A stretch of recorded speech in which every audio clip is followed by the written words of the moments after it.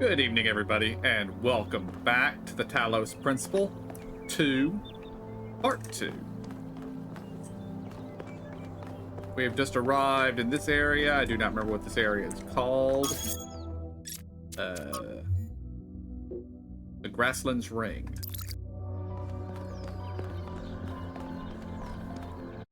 And a second, I'm going to adjust the audio a little bit. Actually, no, the audio is fine. I just need to turn it down a little bit in my headset. Okay.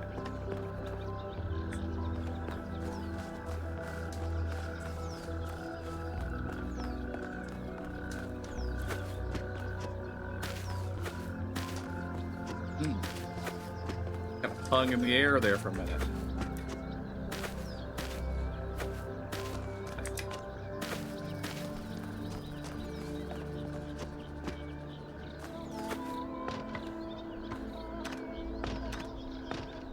Strong glass.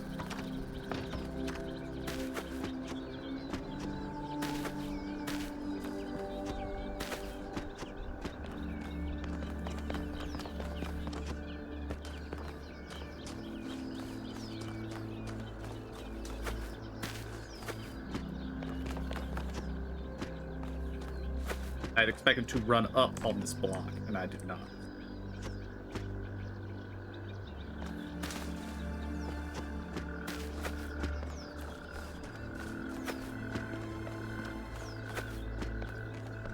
I do need to remember that's there, though. That's kind of unique. All four other corners don't have that. So that might be a marker of put something on this, and then you can jump into that hole.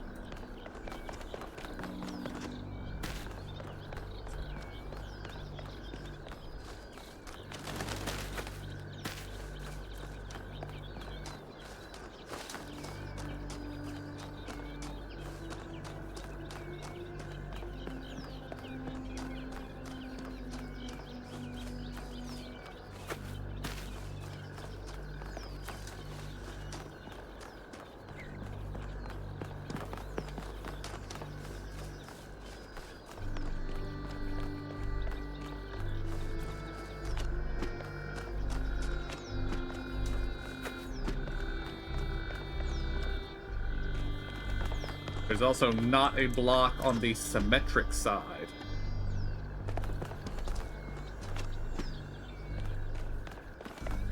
Yeah, I think I might actually be onto something with that, but that will be a matter for later investigation.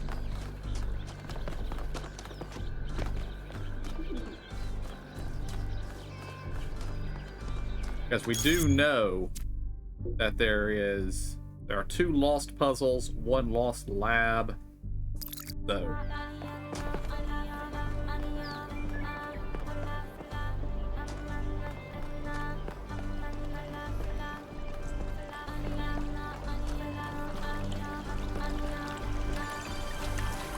I like the music in here.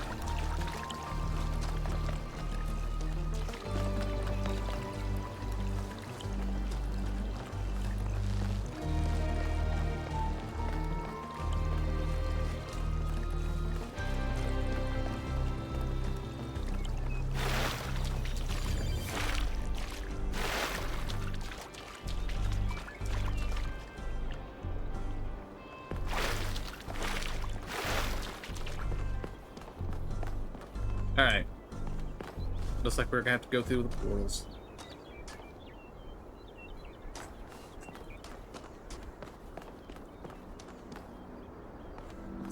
We'll do them in order.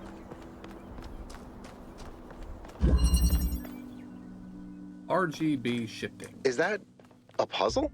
Why would there be a puzzle? Let's solve it and find out. 1K, go ahead. I have a reoccurring nightmare just like this.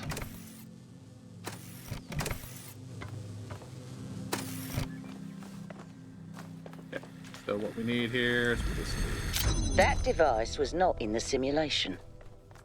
Okay, if I combine red and blue, will it trigger both red and blue? Or neither?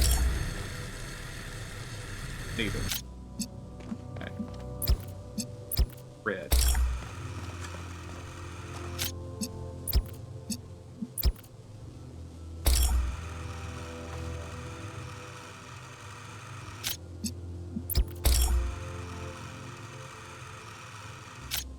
Okay, this is only a converter. So, what's this? Grab back.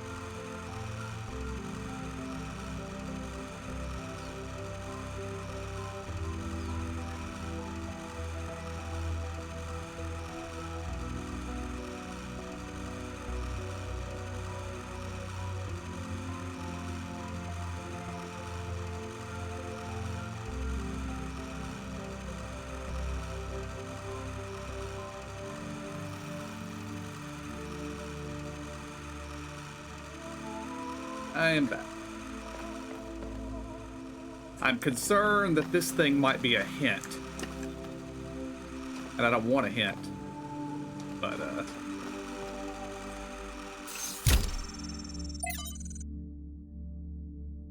Ah. I think it is for a hint. Looks like Prometheus has given us a way to circumvent some of these puzzles. So each puzzle has a backdoor. I guess the mythological Prometheus was kind of a trickster, so that tracks. Hold on, let's have a thought. What if I take green and blue? Aha!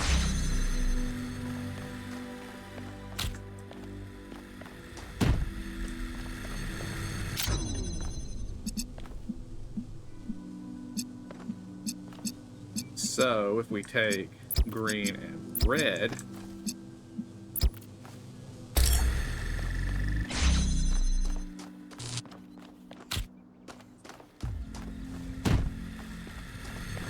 and that's why the green one's even here.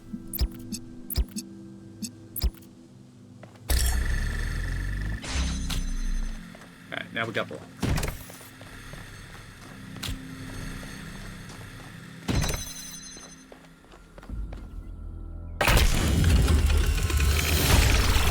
Whoa, I'm reading an enormous energy spike. It's another particle cloud.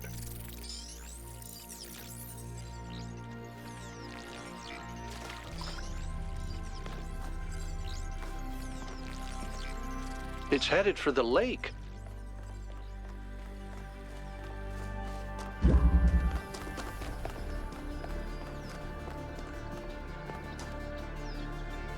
I think the cloud's been absorbed by some sort of device. Fascinating. Melville? Yeah. I'll add it to the pile of weird stuff. Alright.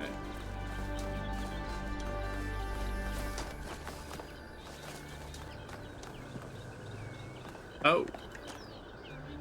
This is locked, isn't it? Yeah, I have to unlock both of these to open that. Okay.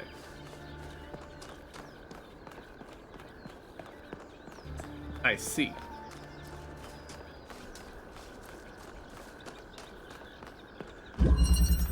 Now we've got here reconnection.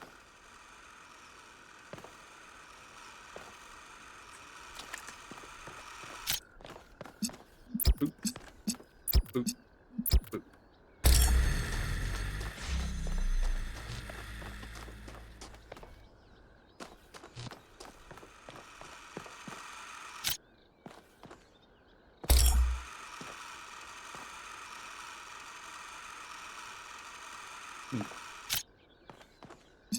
Okay, now we need red.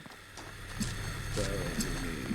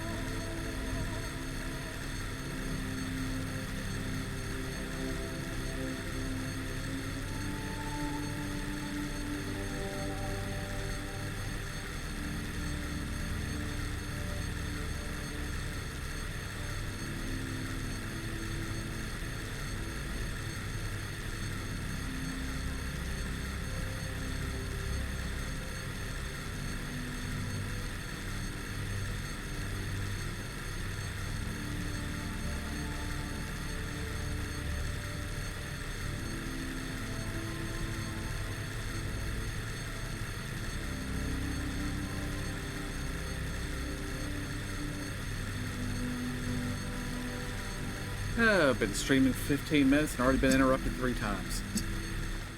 Okay, so I need...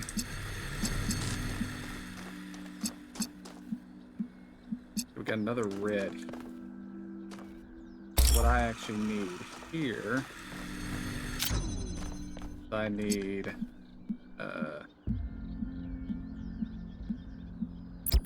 Do I need all 3 of them?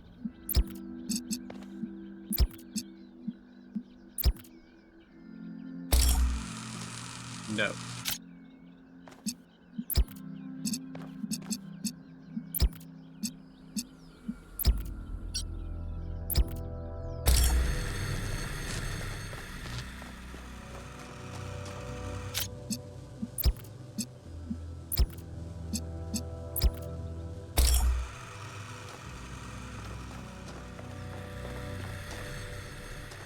Okay, that does nothing.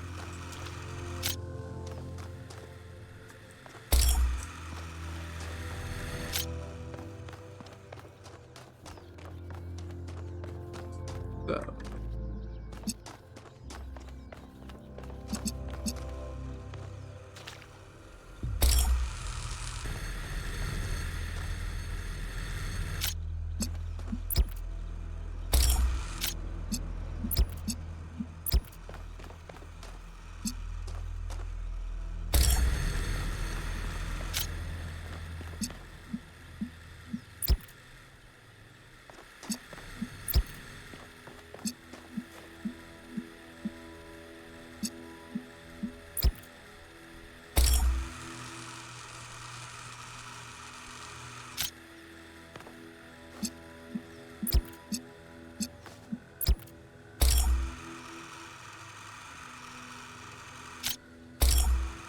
Okay, we need two colors coming into it.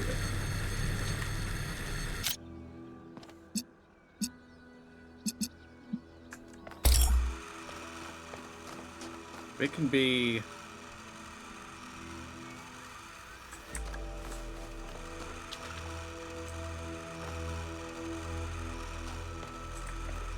Okay, I think I see here. Take these two.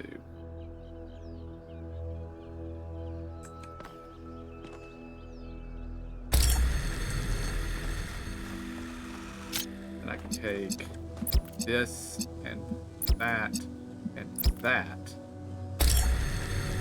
That gets us red. Okay.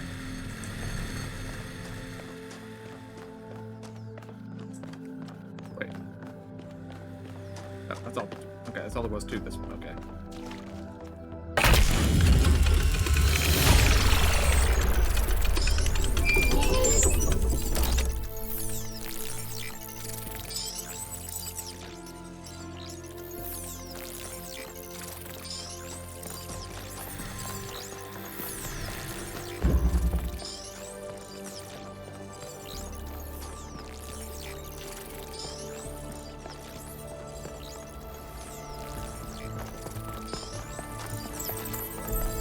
I've been playing around with this machine that absorbs the particle clouds.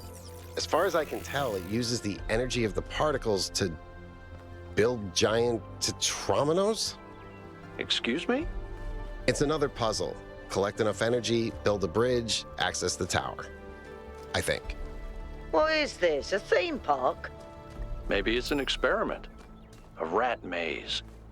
It seems like an echo of the simulation.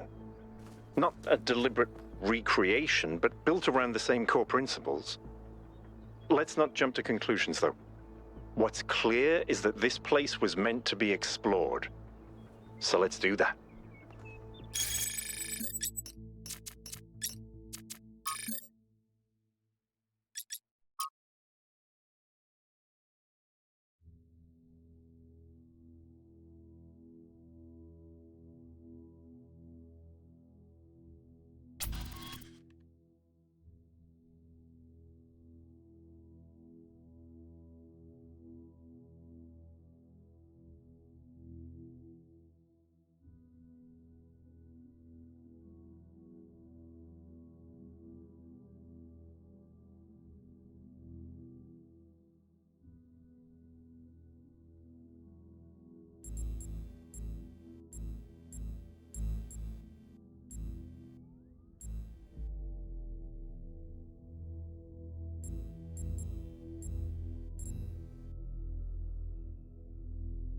I don't see a contradiction between engineering and art.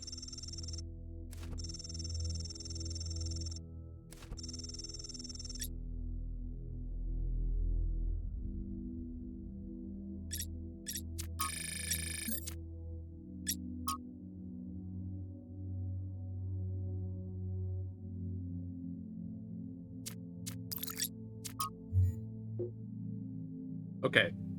The diamonds are the lost puzzles. The gate is the gold puzzles. You can see the gate's right here.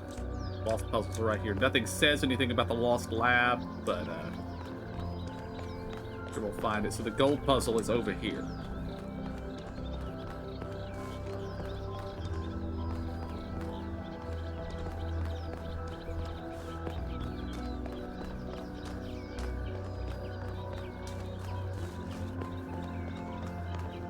didn't actually have to come up here at all.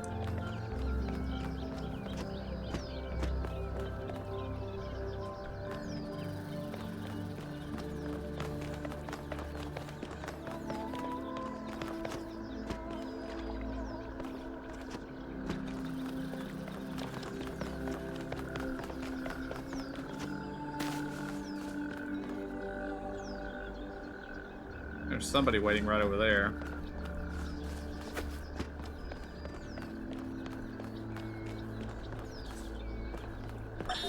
Whether it is true that Daedalus constructed the giant Talos, or as others say he was the creation of Hephaestus, what we may be certain of is that he was made of bronze and had but one vein, within which flowed a liquid substance like blood, which some claim was quicksilver, and others assert was ichor, such as flows in the veins of the gods.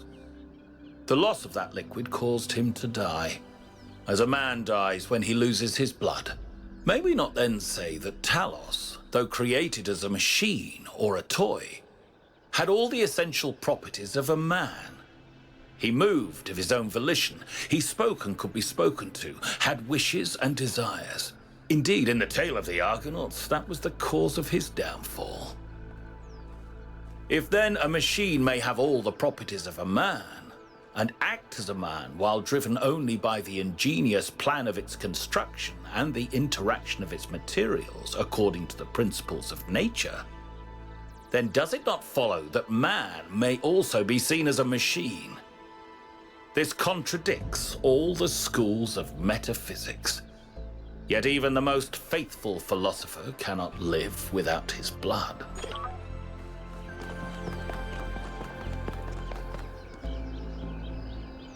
What can I do for you, 1K?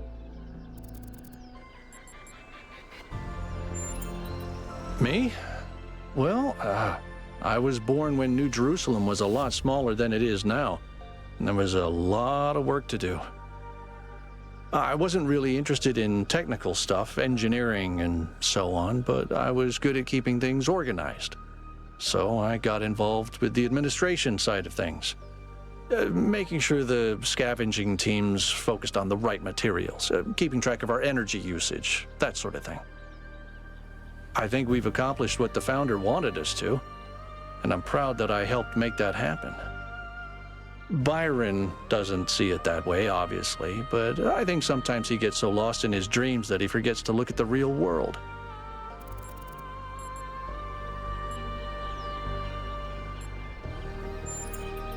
Of course. My best friend, in fact. And someone I've worked with hundreds of times over the centuries.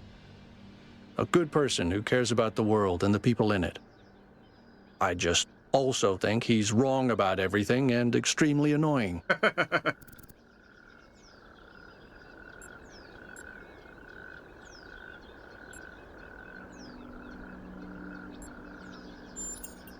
The founder taught us that we must never lose track of other people's humanity, even if they disagree with us. We're all in this together, even if we can't always see eye to eye. I don't know. It's obviously impressive, but I think we should be very careful. We're dealing with powers we don't really understand. I think the only reason to build a lab in so remote a location is because you're trying to hide what you're doing. Or because what you're doing is dangerous. Or both. To me, it means accepting a certain amount of humility. Our ancestors thought they could master the world with no regard for any other organisms. They failed to see themselves as part of a greater whole. I think the founder realized where they went wrong and tried to offer us a different path. A path where we have a place in this world, but the world is not ours. Well, puzzles, or trials, as Elohim calls them, were used as part of the process that created the founder, and they're still part of how we're born. They symbolize the human ability to understand the world and solve problems. But nowadays, They don't have a practical application. They are a common motif in the arts, though. The only physically existing puzzles I can think of are in the Museum of the Simulation. So, to answer your question, no idea.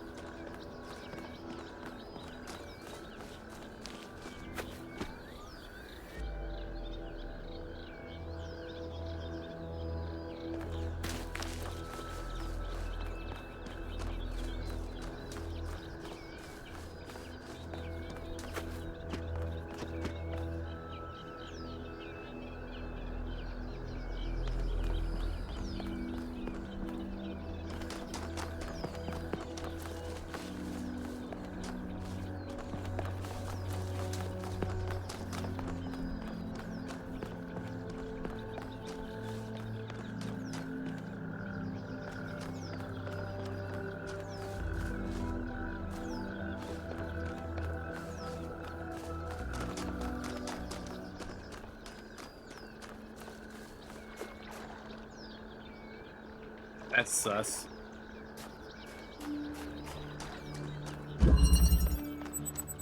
Elevation. It's strange that some of these puzzles seem disconnected from the rest. Like it's all unfinished. Or still evolving.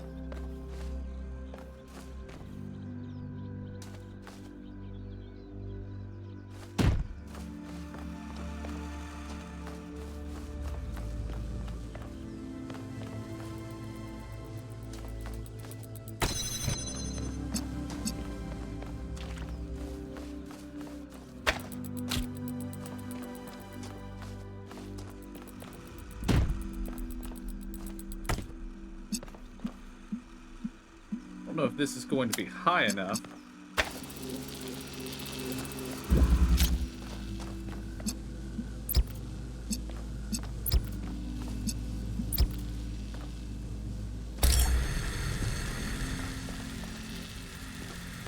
Oh.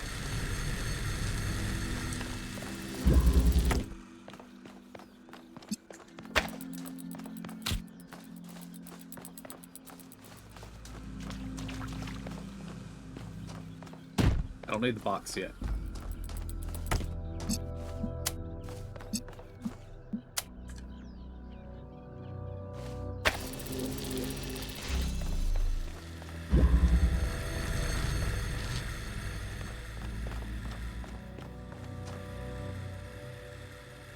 Although now I've got the problem of how do I move any of these things without reopening, without reclosing this?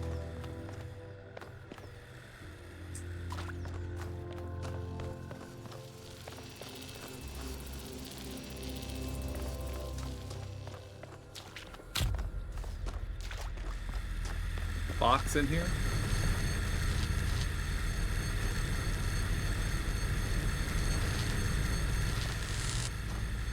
I don't see how that's going to help.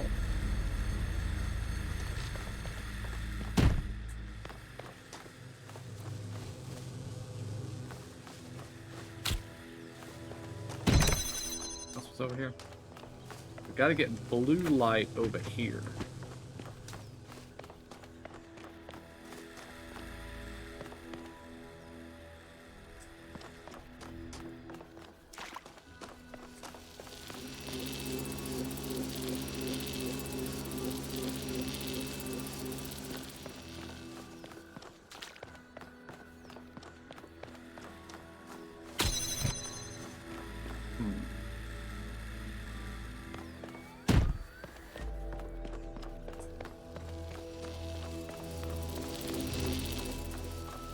Oh.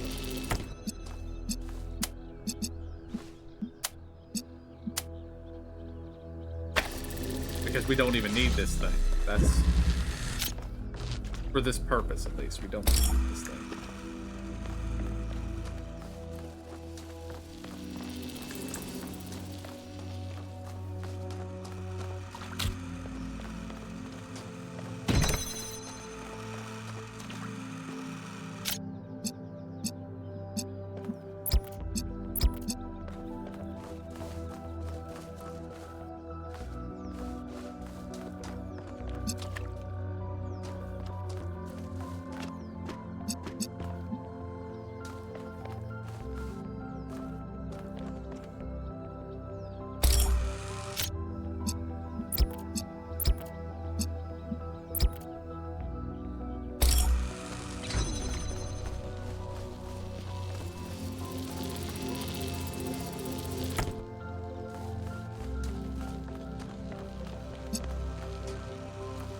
Oh, I see.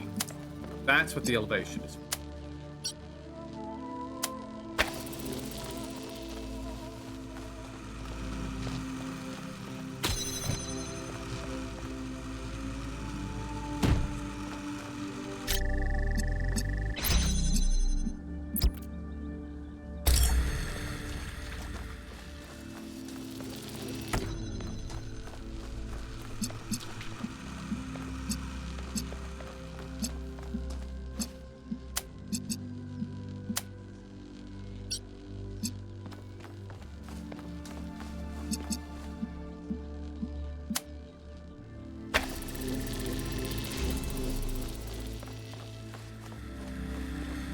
That.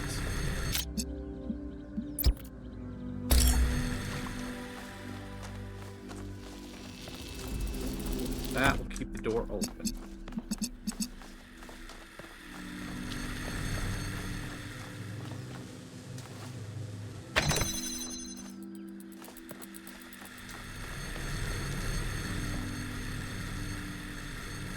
If I just take the box, okay, it falls down here. That's fine.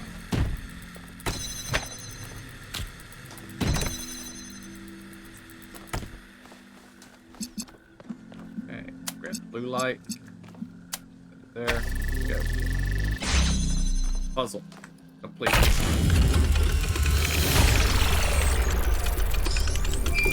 Keep solving these, 1K. Let's see where it leads.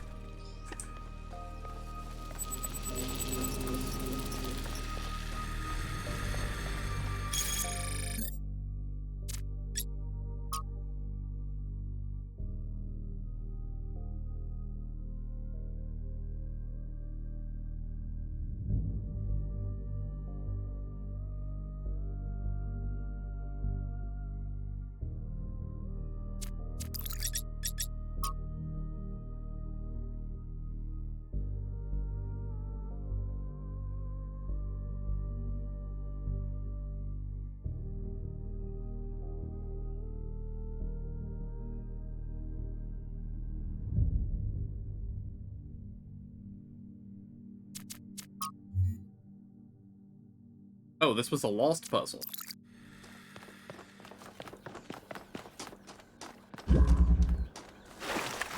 I ran the samples I collected so far. The soil sample results are in line with what would be expected in this type of environment. The samples from the above-ground structures, though, I tried dating them, but the results just don't make sense. None of the typical molecular markers are present. These walls could have been made 10,000 years ago or yesterday. I could try to estimate an age based on erosion and plant growth, but I'm not sure that would make sense given how weird everything else is. Good work, Yakut. Keep at it.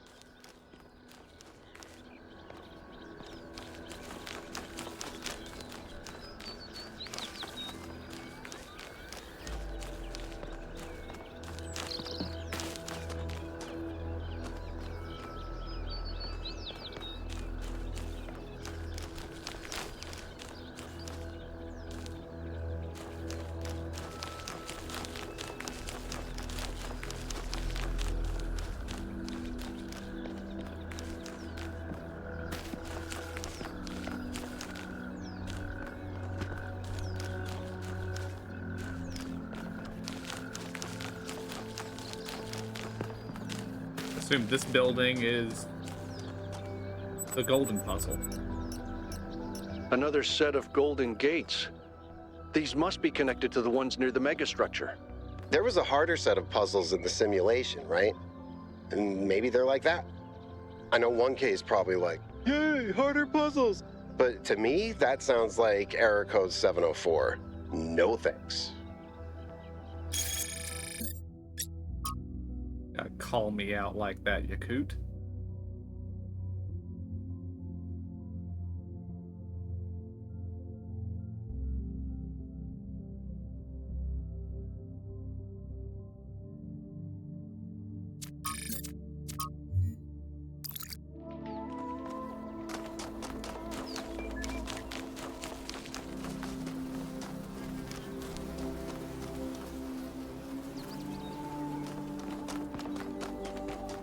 Oh.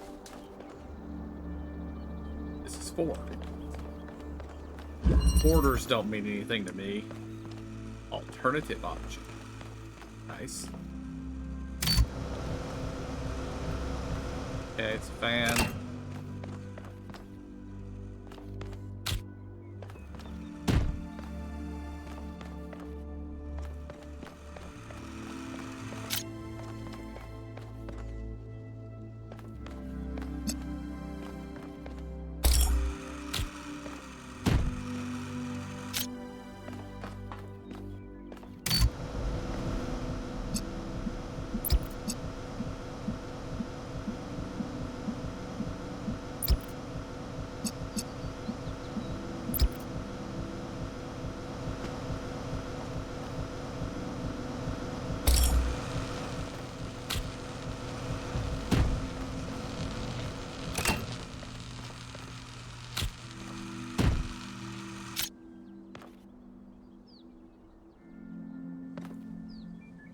Oops.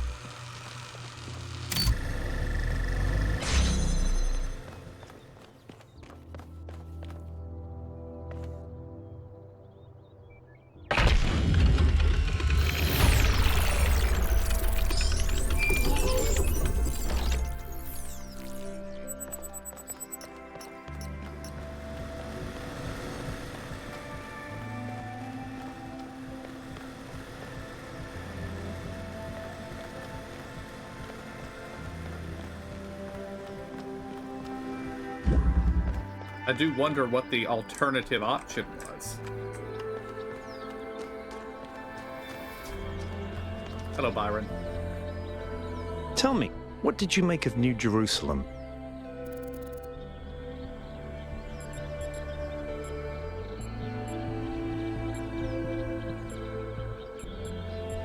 Beautiful but decaying. You're right.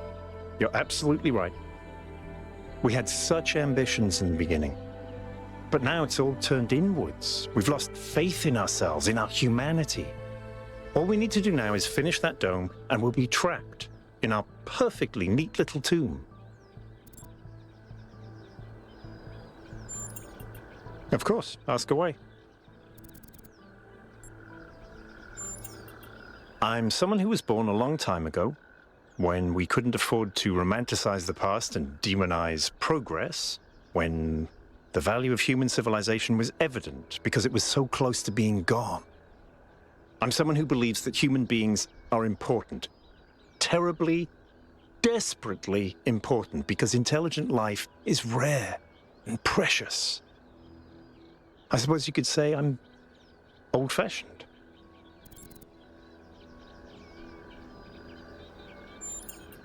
When Alexandra Drennan was trying to find a way of creating true AI, she stumbled upon the idea that curiosity and playfulness are core characteristics of intelligence. So she built the simulation around a game, because playing is part of what makes us human. We also retain some of that code, as I'm sure you noticed when you were booting up. because of that, puzzles have always been important to our culture. To me, they represent the idea that the application of reason can lead us forward. None of which explains why these puzzles are here or who built them, but I think it shows that there must be some kind of intent behind them, perhaps a test. It's a mystery. Not just because it's technologically far ahead of us, but because we genuinely don't understand its purpose. And I think that's wonderful. It's just what we needed as a civilization. Because we disagree on just about everything, you mean? Well, here's the secret. Al is honest. He believes what he believes because it seems right to him, not because it gives him power over others. I respect that. In fact, I prefer that to someone who agrees with me just because I'm one of the first companions.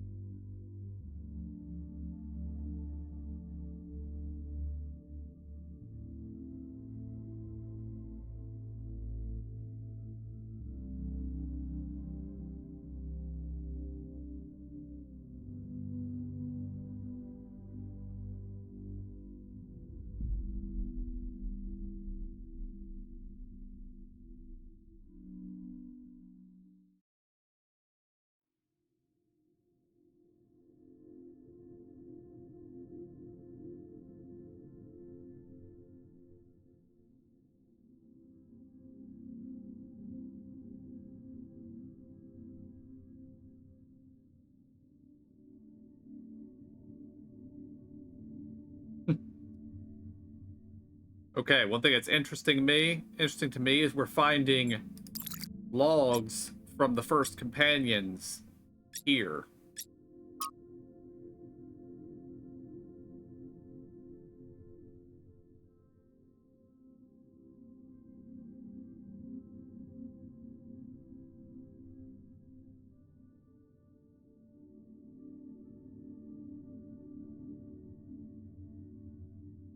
I guess I should be reading these out loud, shouldn't I? Sometimes people point at the last few 100,000 years of human history and say, look at how ugly it all is. Look at what a mess we've made. Maybe modernity was a bad idea. Maybe we should stick to living like cavemen. And I get it. It is ugly and messy. But the mistake is thinking that where we are right now is the end point. That this is the adulthood of the human species. I mean, try to apply what you know about human development to human history. Think about babies.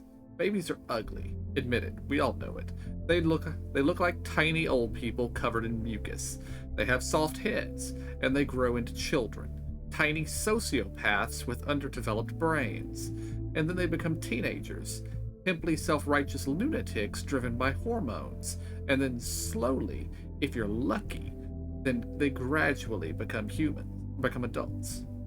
The development of the human individual is always ugly and messy, but that's the point, is development towards something. The same applies to humanity as a whole. On a geological scale, we've barely come into existence.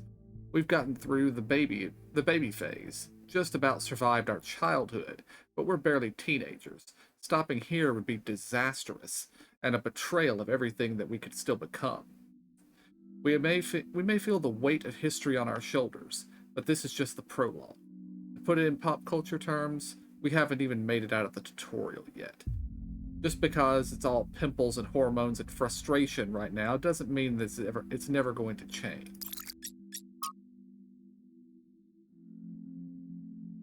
For the Considerations of Beginnings and Endings by Elwyn, 258. I think all that time Athena spent in the dead city changed her.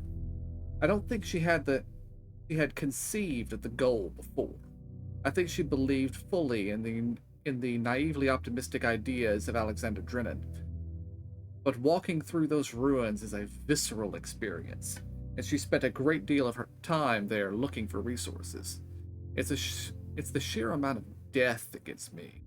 How many animals our ancestors killed, many to the point of extinction, entire species eradicated, sometimes for the most superficial reasons. Whenever humans arrived somewhere, death would follow. And then the great blowback, the deaths of billions of thinking beings, the extinction of humanity itself. Too horrific to truly imagine, but I suspect the founder spent a great deal of time doing just that. That's what she must have realized, that there was no way back to the growth-obsessed, all-consuming civilization of the past.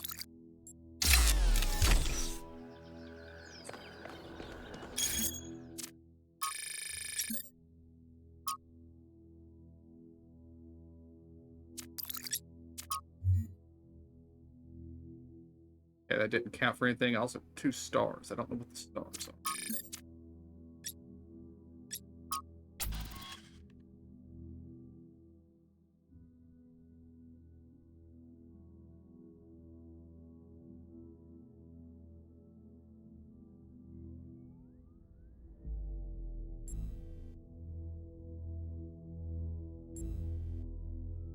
Am I signing up to?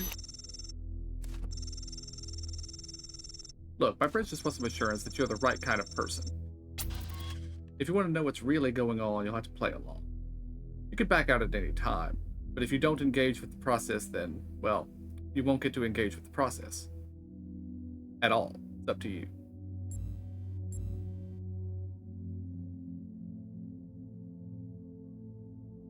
Yeah, what if by consenting I miss out on something else? I'll give you some advice, newbie.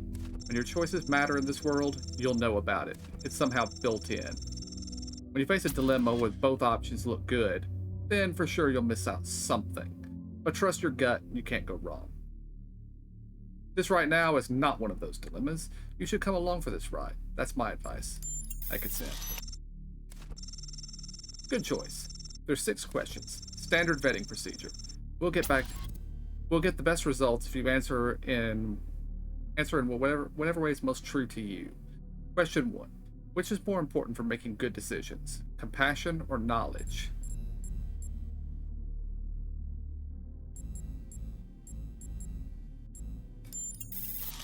Knowledge. Thank you. Question 2. Is it ever okay to lie or misdirect in order to keep a secret?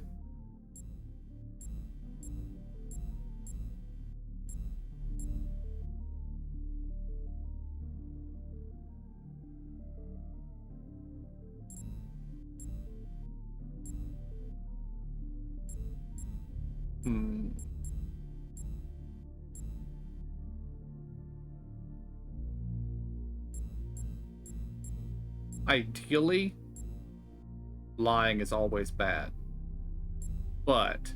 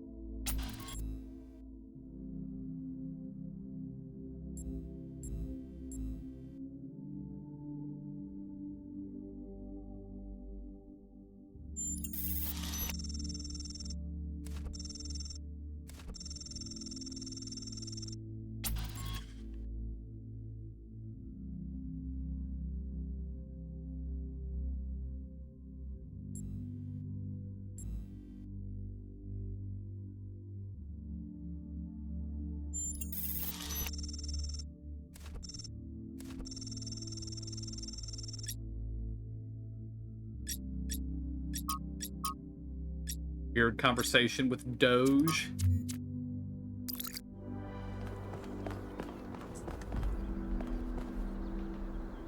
Hey, 1K, what's up? Hello, Yakut. I don't know if there's much to tell. I'm not that interesting. I'm just a member of the scavenging team. Well, senior member. Lead scavenger, I guess. There's not that many of us left, to be honest, and Garrus doesn't get along with the mayor. What else? I have a cat named Bruce. I like old music. I have a collection of antique bottles. I think that's it.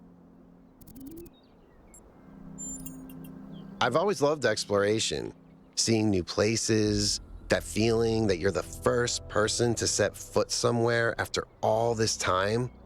But you know, it's not even that. It's just seeing new things. The world is full of remarkable sights, and experiencing them changes you.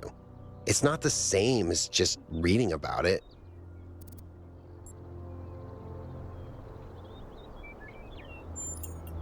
Exactly. Every time I go on another mission, I find something that surprises me, that extends my horizons in ways I couldn't have anticipated. The world is so much bigger than we are. It contains things that we can't even imagine. And if we limit ourselves to our own minds, we'll never grow. He's 5 years old, half goofball, half psychopath, loves sticking his head into things, chews cables, pees on electrical stuff. Melville banned him from her workshop, but he loves visiting her and peeing on her equipment. I just find it fascinating that these fragile objects have survived for so long. Plus, they're kind of pretty. Oh no, please, no puzzles. I'm so bad at puzzles. I barely got out of the booting process. Elohim thought I might be defective. It might be this. Although there was an expedition to a superconductor storage facility up north, incredibly well preserved, but the logistics were an absolute nightmare. Now that I think about it, there might be some of that in you. Our ancestors built some pretty amazing things. Huge cities, factories, mines, monuments to their history, but nothing quite like this, no.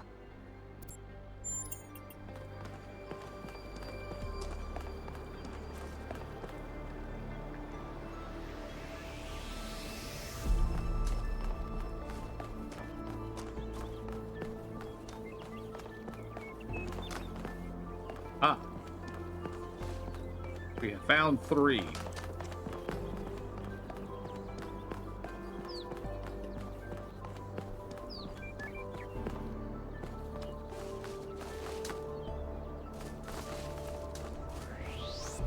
And we can still see that one from here.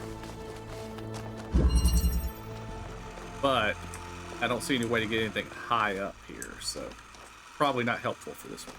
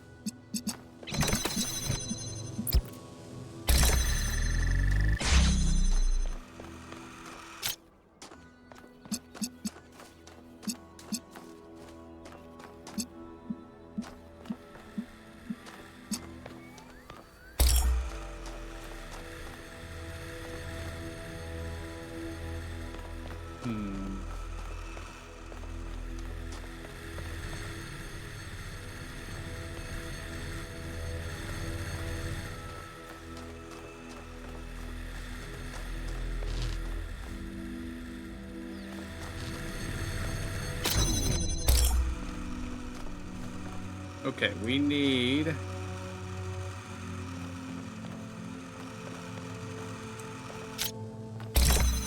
was green. So to get red, we need blue.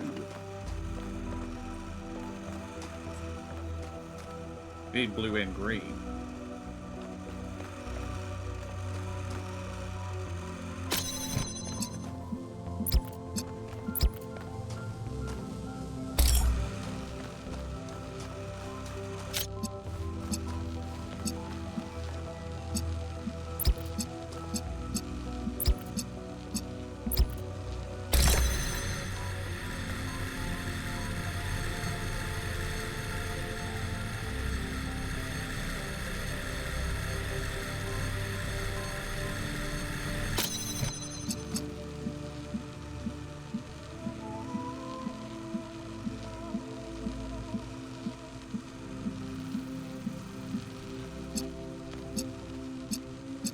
right, no, that is what I'm doing.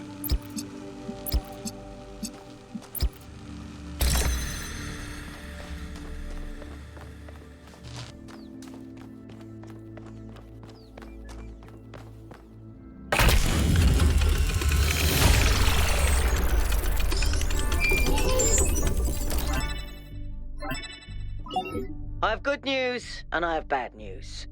Still no idea what those particle clouds are, but I've managed to fix the transport system. I mean, I fixed another bit of it.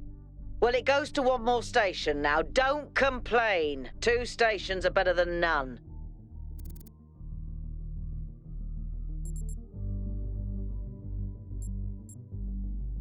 Whatever it is, we better be careful. The sheer amount of power required to run this place makes me nervous just to think about it. Let's not make any assumptions. Yakut, what does the next site look like? It's a plateau in the mountains. Seems like more of an open area with scattered structures, less enclosed. Couldn't tell much from the drone feed. There's a lot of trees. Looks pretty, though. Okay. Keep exploring, everyone, but stay alert.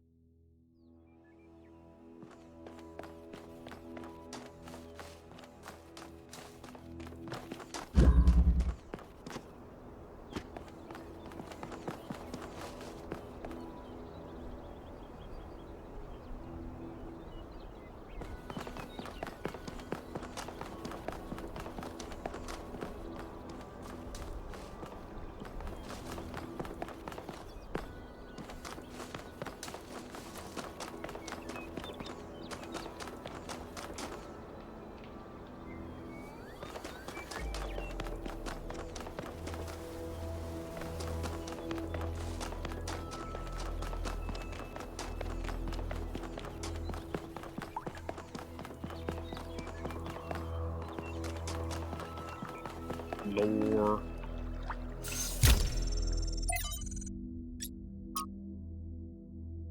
Trevor Percival Donovan, known to his friends simply as Trev, never as Percy, was part of the Extended Lifespan project that formed the backbone of the simulation in the archive. He helped put together the hardware that made all of this possible. Like Alexandra Drennan, he left behind a series of messages to the future. But unlike Alexandra Drennan or Arkady Chernyshevsky, he was forgotten. Not one building or street in New Jerusalem is named after him. I dug up his files from the archive, and I've been thinking about them a lot.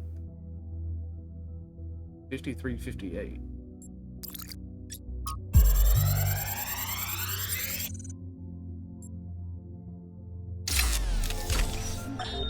So I heard that Alexandra is recording these time capsules for you out there, I guess? Robot people of the future, hi. And I thought to myself, surely they'll want to hear more than the wisdom and insight of a brilliant scientist like Alexandra Drennan. Surely they also want to know what I was thinking, a dumbass hardware engineer from Staten Island. Tell us about your insights, Trevor. Why did you spend your last months on Earth helping a crazy old Russian guy build the world's biggest backup drive? Well, let me tell you my story. When I was... Yes, Frank. I'm recording right now. Uh-huh. No. You know what? Why don't you go...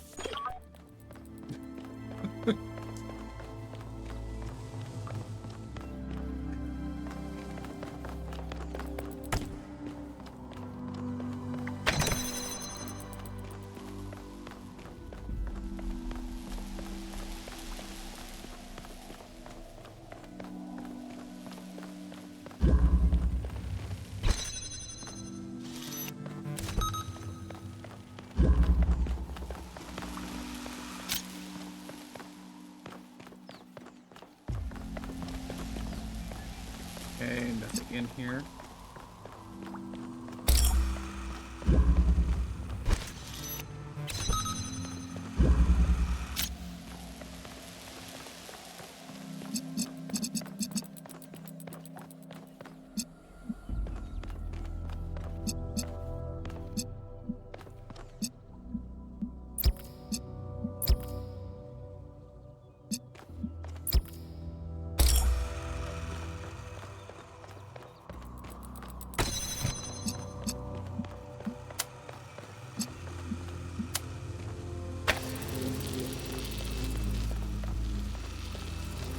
Okay, double red doesn't help.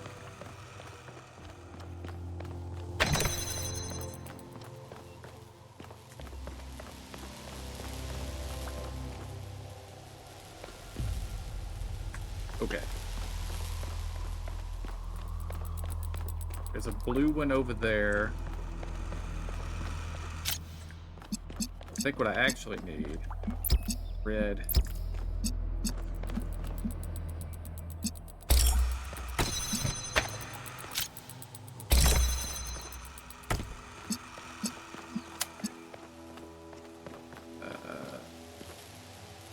That's not gonna help any.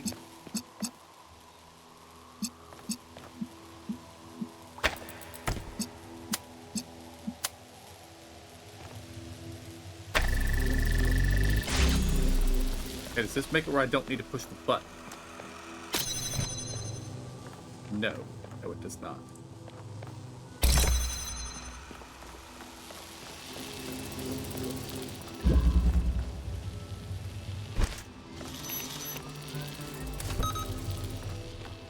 I disable that.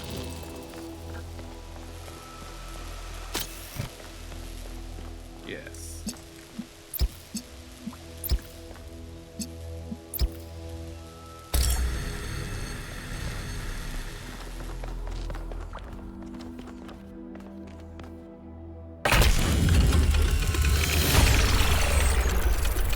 We're making good progress.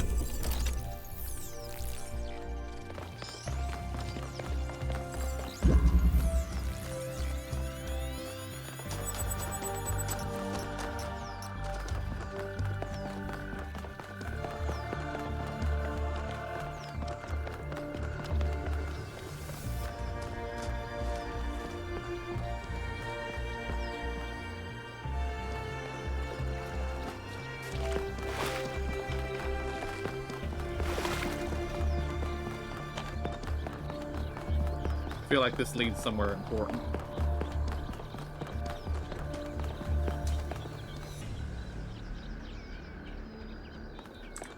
Maybe not.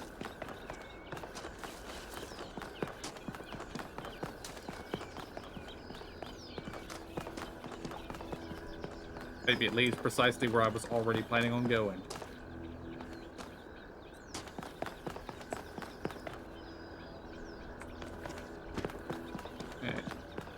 Got more places to explore, so we'll go ahead and do this. Again, alternatives. So, we have blue, red, and we need red. So, blue, red will give us green. So we need blue, green, like red.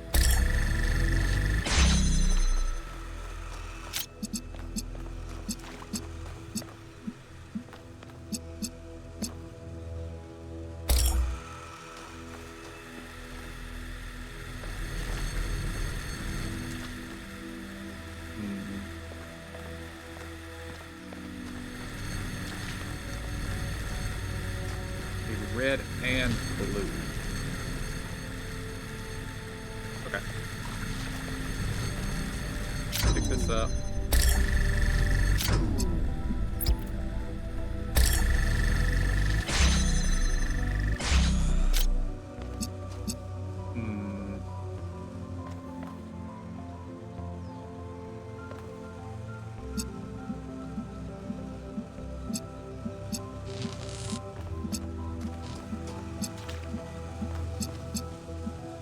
Take the red, but I need the green. Cross.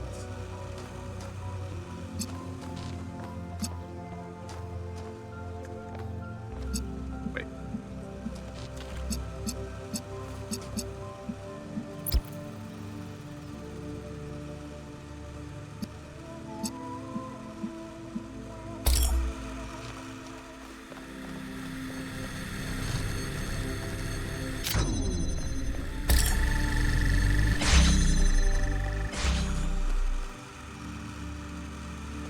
Oh, we have a ladder. Okay. Does that help? It must be here for something. That just puts me back over the wall.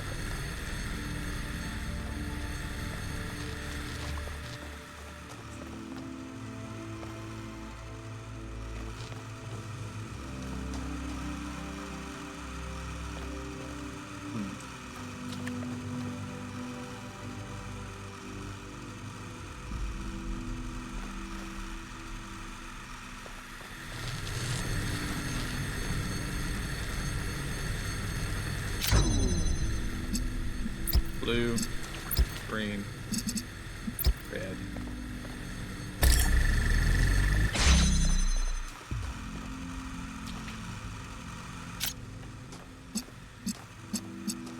This one can take red, green, and make blue.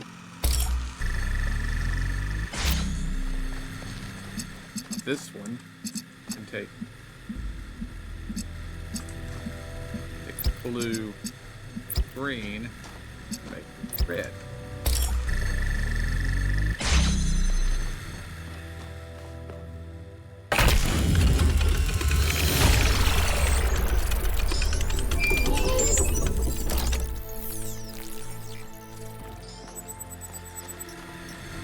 Melville, what did you just upload?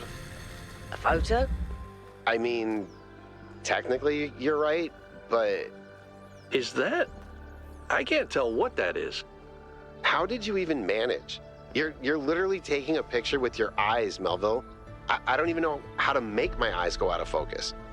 Clearly, you've never listened to one of Herman's speeches. Some of us are busy doing actual science, not just sightseeing. Thank you.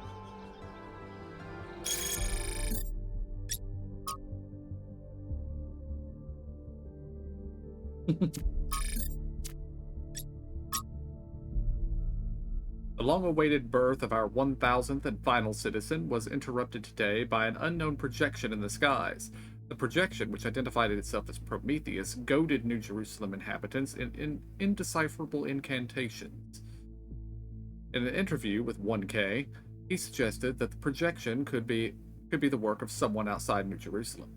This assessment appears to be correct, as the source of the projection was tracked to a remote, mysterious island. A team, led by Byron, number 7, is now en route to find out more. Mayor Hermanibus, number 452, has once again called for calm, and promises that New Jerusalem will be safe as long as citizens do not forget the ideals of the goals set forth by the founder.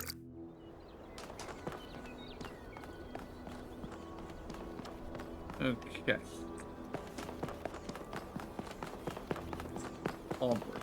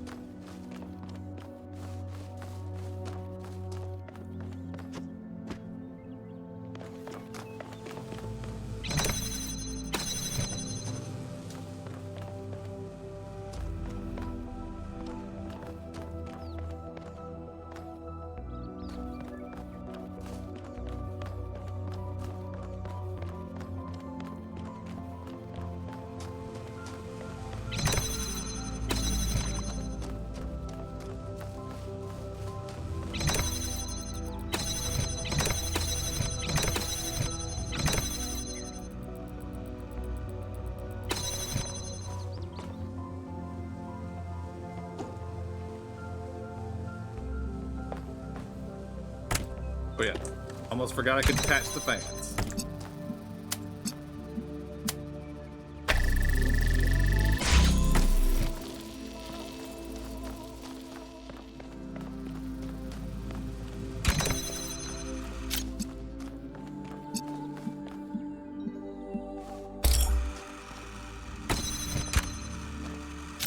Okay, this one here needs to go here, here.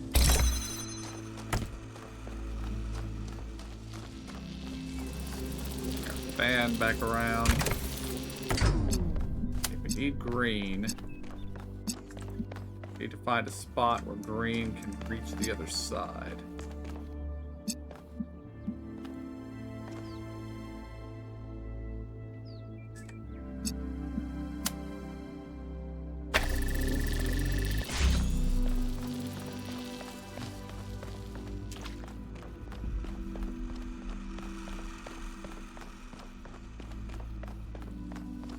Grab our fan again, bring our fan back over here.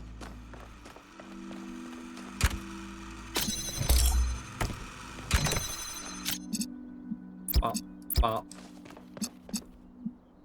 pop, pop.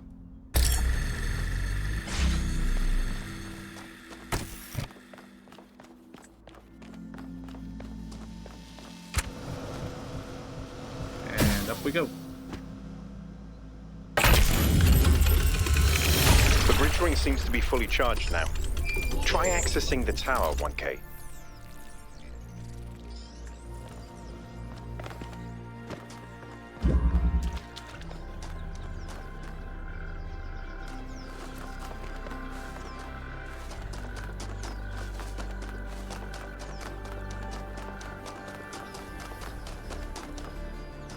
Another lost one.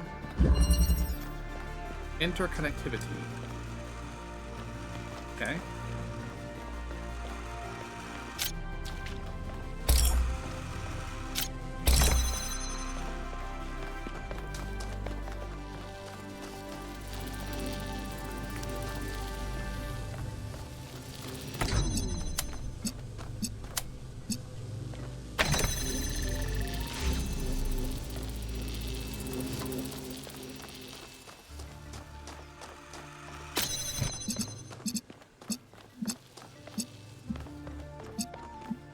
Red, blue, green.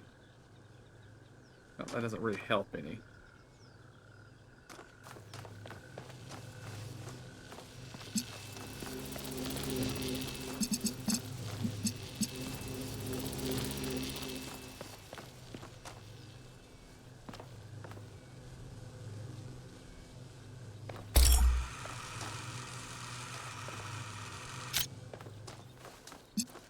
Red, blue, green. Let's see.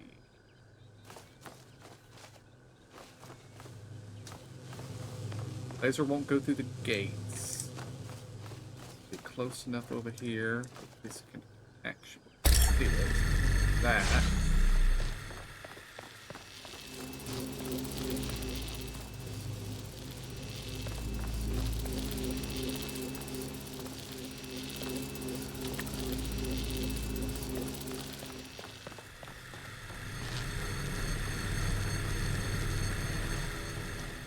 Okay. Actually,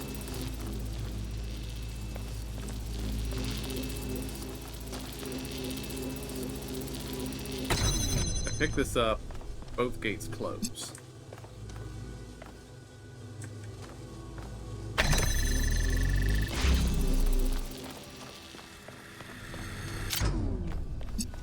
Pick this up here.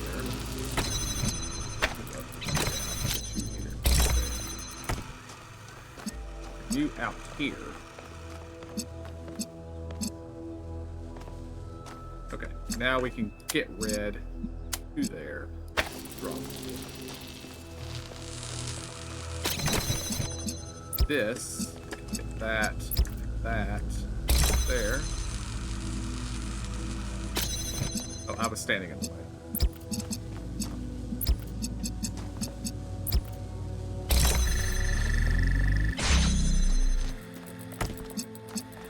Few more emitters.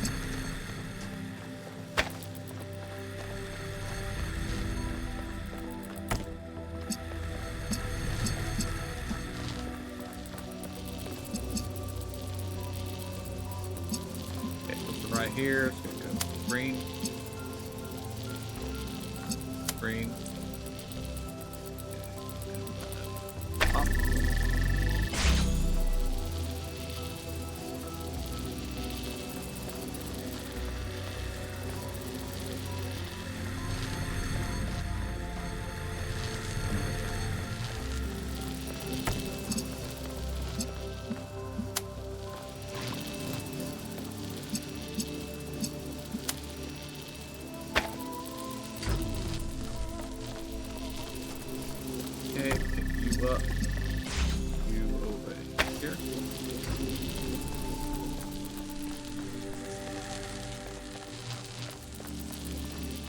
what can I do to fix this problem?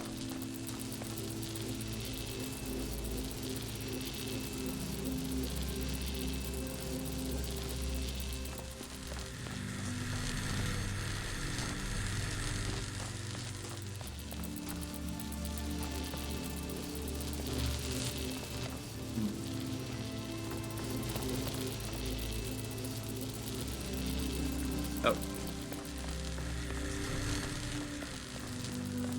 Put you over here. Push down. You up, put you down. There. Here. Okay, this one right here needs blue. That is the only thing it needs. This one right here.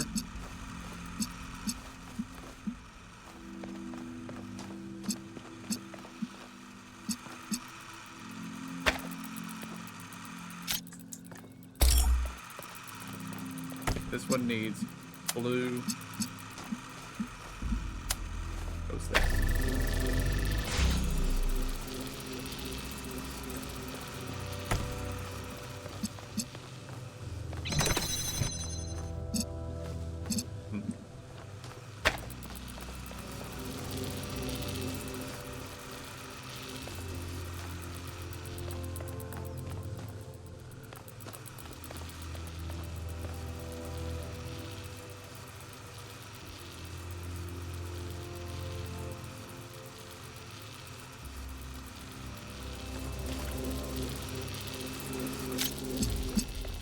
Needs both blue and red.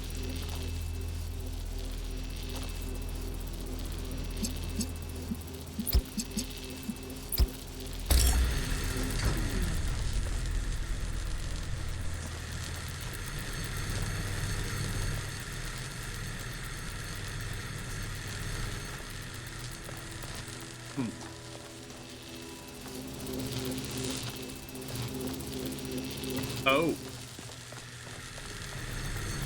I think I know it.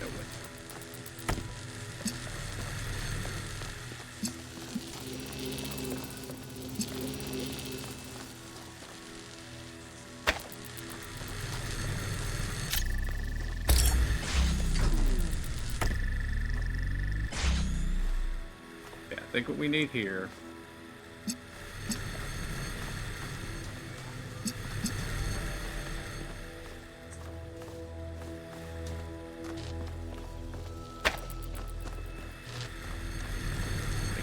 this one is red, is blue, green. Let's get it here. Okay. With me. Here. Here, keep your connections. So connected to that one. Go.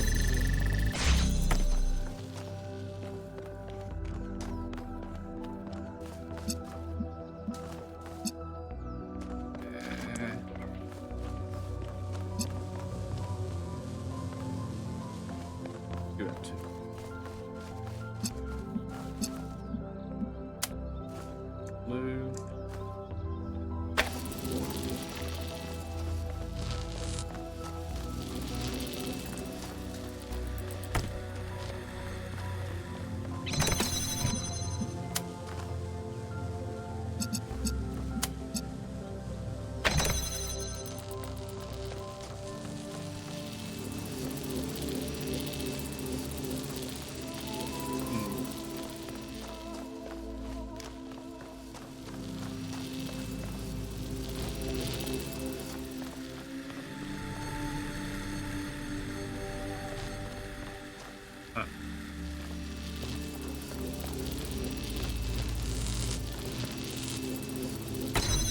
What about if we do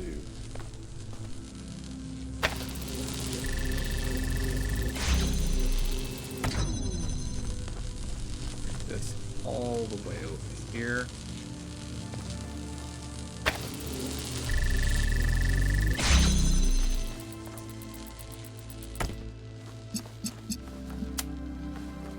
that one as far over here as we can.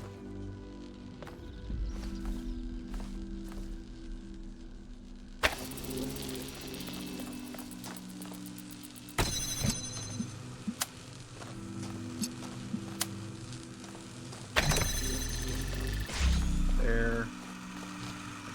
This one now takes this blue, that red, goes there.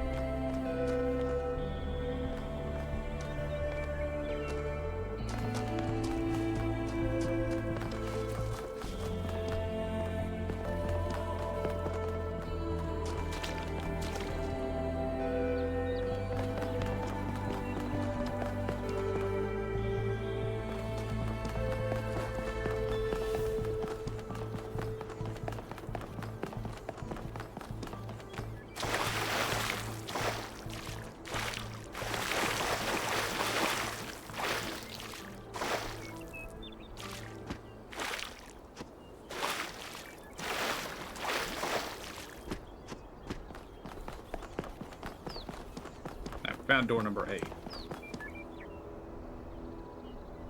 What is it?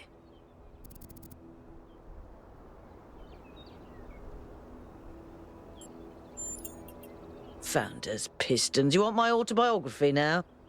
Fine. I'm one of New Jerusalem's chief engineers. I'm in charge of city maintenance and power management. I'm old as dirt, although not quite as old as that fossil Byron. In short, old, grumpy, keep stuff running.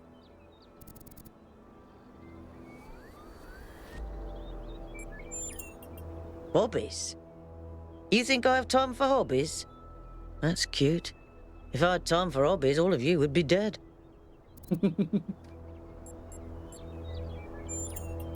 What do you want me to say? I like bubble baths, candy, and the concept of Tuesdays. Cities don't maintain themselves. If you don't put real effort into keeping stuff running, it all falls apart in just a few decades. Civilization is always on the brink of collapse unless we do something about it. And I do. Listen, one day that furry little demon is going to pee on the wrong cable and all of New Jerusalem will just turn off. Forget about the megastructure. He's the biggest threat to our security. It's big. It's too big. And it's got a lot of energy running through it. Frankly, I think we should be pooping our robot pants. See, that's what I mean about the language libraries. Pooping our pants. Really? Yes. But I'm not liking the results. Confusing, irritating, infuriating. Take your pick.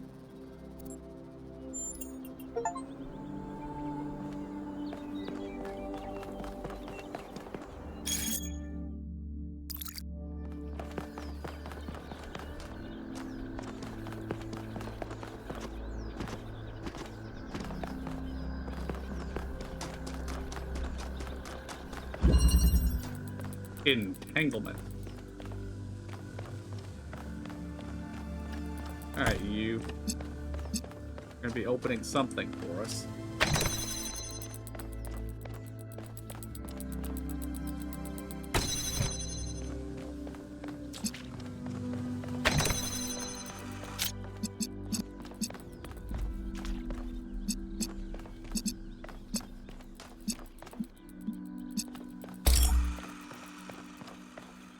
Got a fan.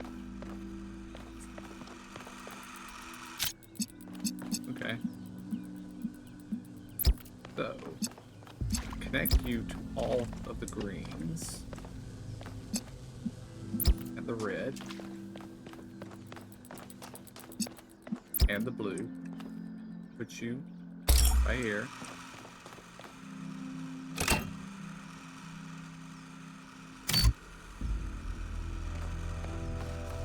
Oh.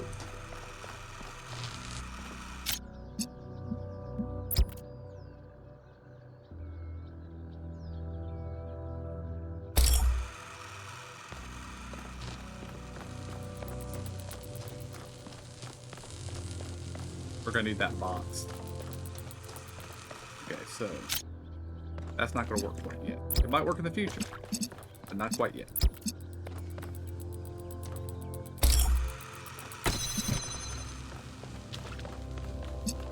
Pop. Pop. Pop.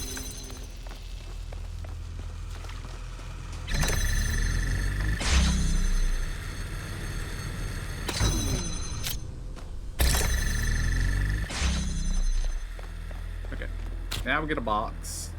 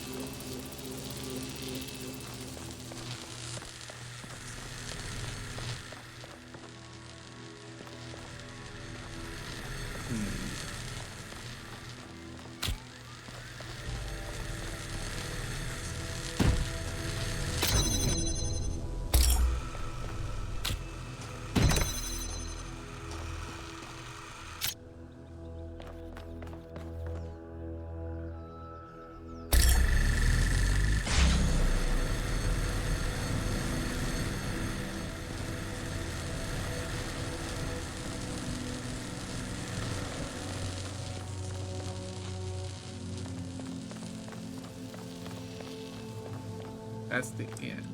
Ladder. That looks like a ladder to me.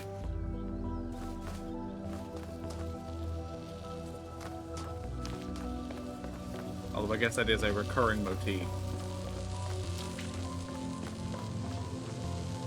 Nothing else in there.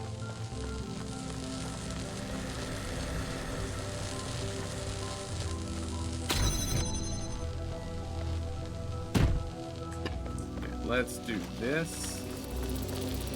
Let's pick you up. Put you right there. Bring you in here.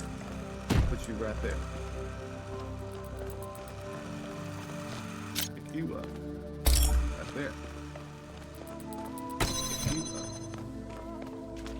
Put you right there. And I'm gonna come over here and I'm gonna stand on this button.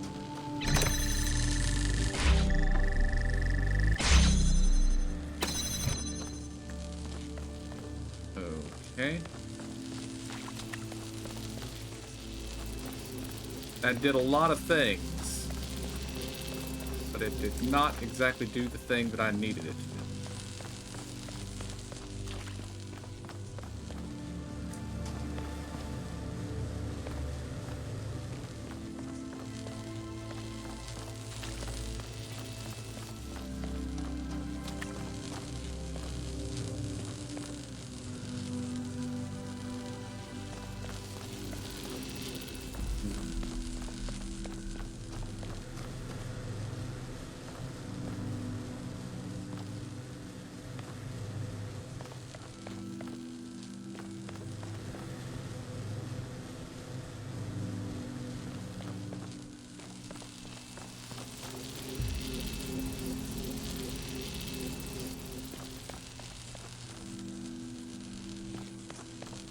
Okay, what about this? Have an idea.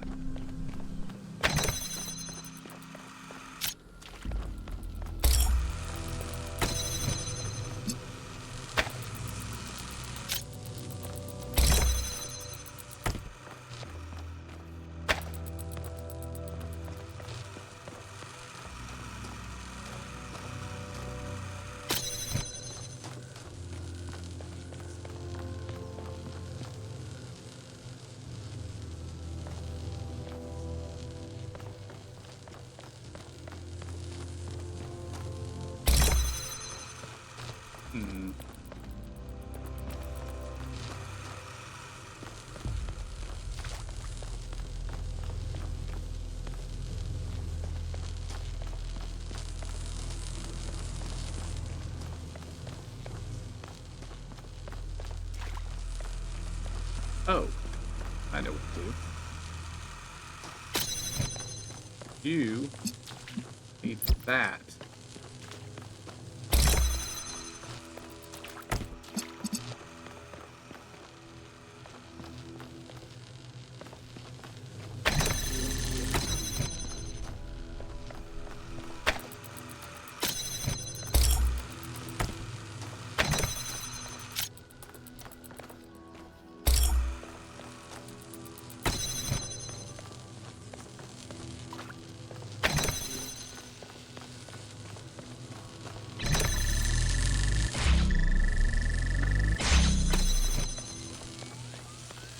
Now, I don't need you anymore. Got you get to fight that one. Go there.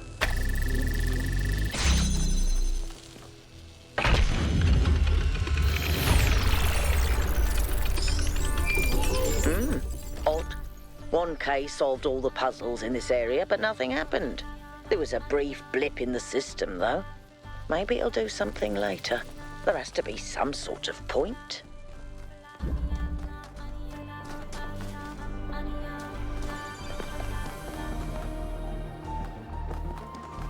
I head back to the gold gate and see if that did anything.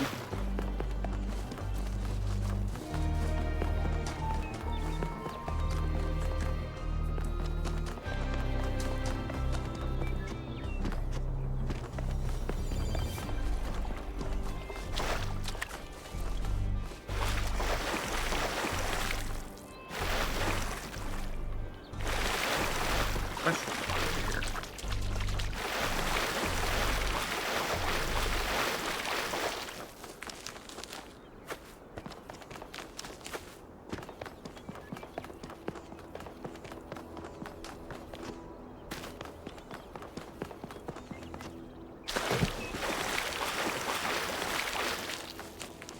Interesting monument. Decorative for another puzzle.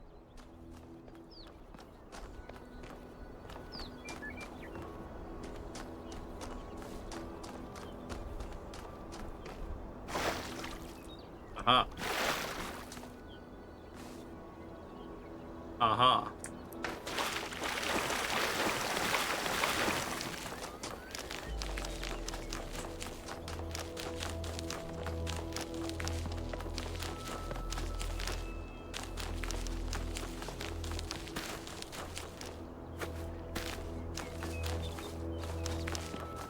Never find the entrance again.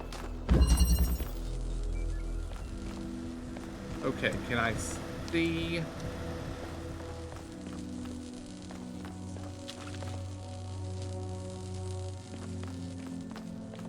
Step back outside. Okay, the star is over there. Okay, I see it.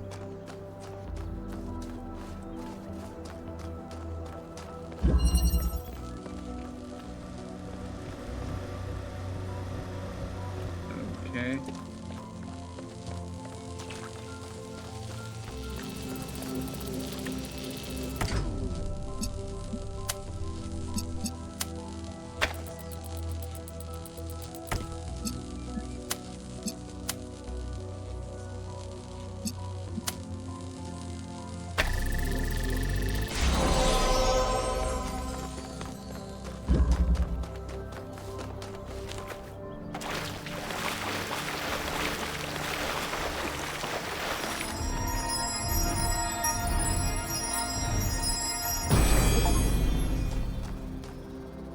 When the first man picked up the first stone, he did not do so to forge a tool. He did so to smite his brother.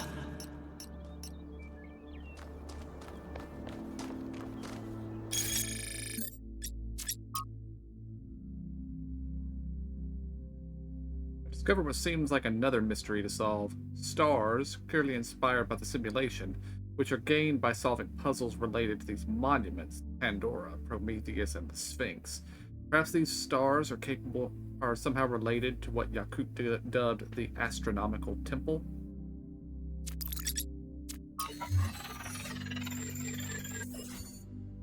We've got one star. I think that was more like a recording. The entity didn't appear, and the system didn't react either. Stars. Another reflection of the simulation.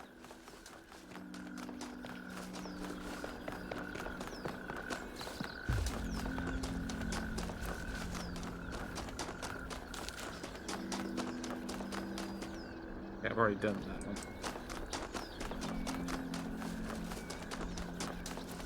Ah, there's the other question mark on the map.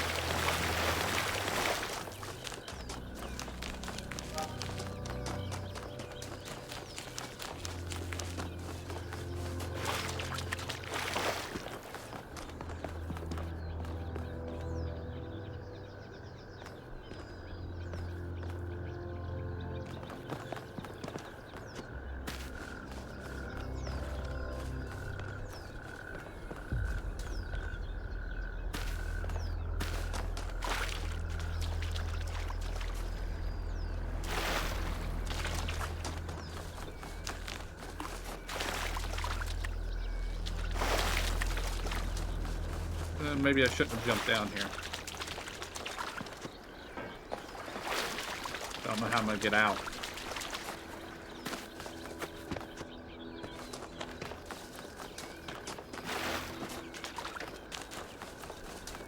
But I think that was actually a just a lore spot. I didn't click it because I thought I'd already read it.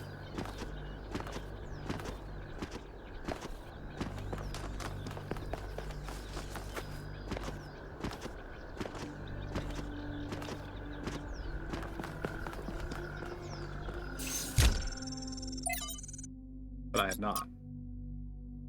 From the Lives of the First Companions by Randolph, 777.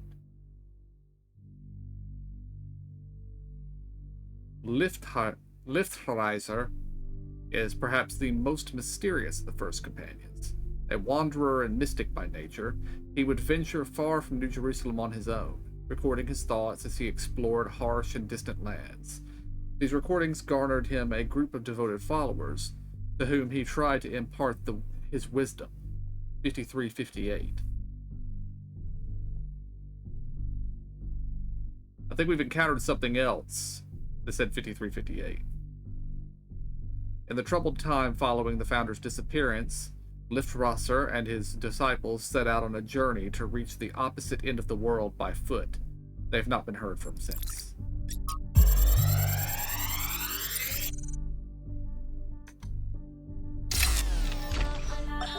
There is a pleasure in arriving on this island. The pleasure of being the first to step foot here in hundreds of years. It is a genuine pleasure, and yet it is also banal. My presence here is of no more significance than that of every other animal. These rocks do not care who walks here, and the millennia between the presence of our ancestors and my brief journey are nothing to them. But even putting it this way is wrong. It is not that the rocks do not care, it is that in some sense they do not exist. I may stand in awe of the cliffs on the southern coast, but the cliffs cannot look back at me with contempt. They cannot do anything at all. There's another one of those monuments. Find my sprite and follow it until it leads you back to me.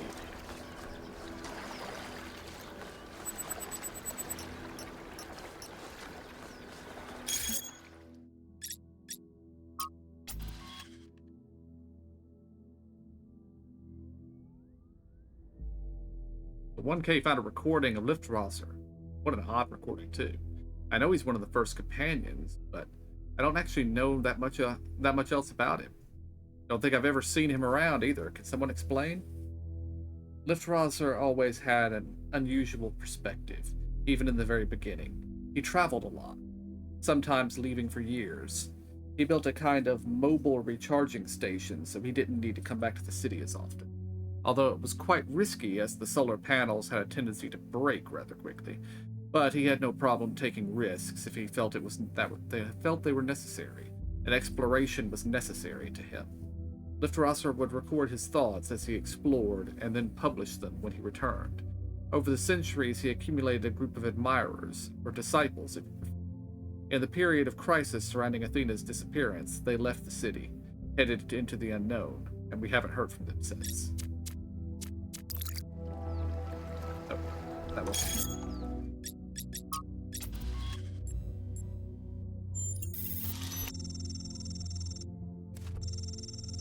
No, not as far as I can tell. Perhaps it's something he decided to shelve, or something he only shared with his close friends like Athena. Thank you, that was informative. We need to find the sprite of, I'm guessing that's Prometheus.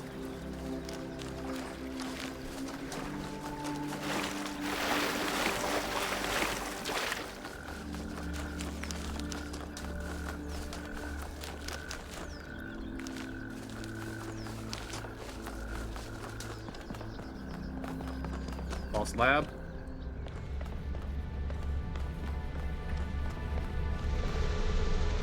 Feels like it.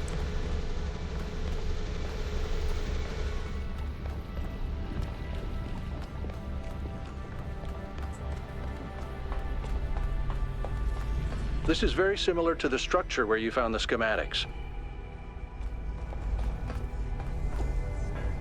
Check out the terminals. Maybe there's something that'll help us understand who built this place. They have to have left something behind.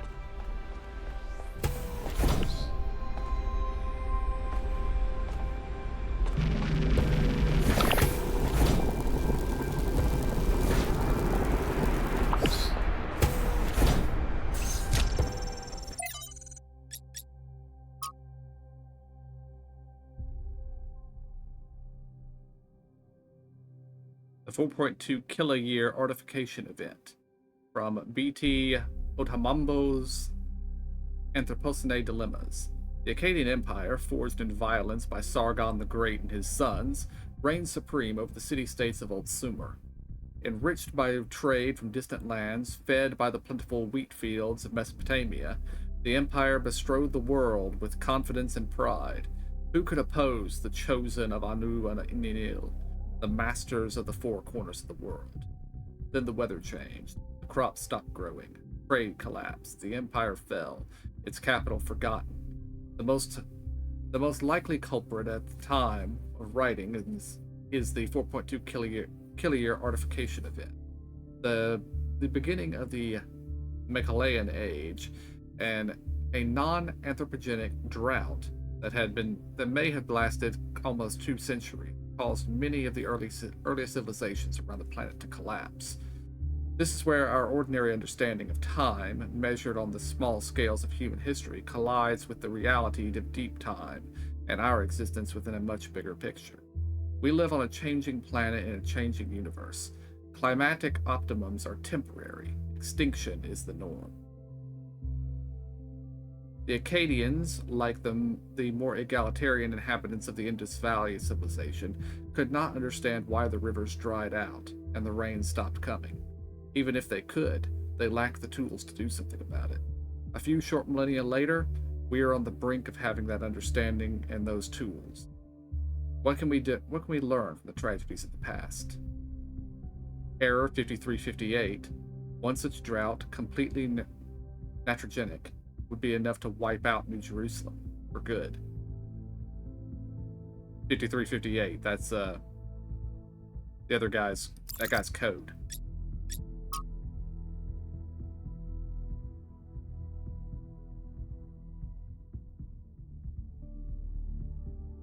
When the founder awoke, leaving the garden behind forever, there were 2 more whose bodies had been anointed by the progenitor.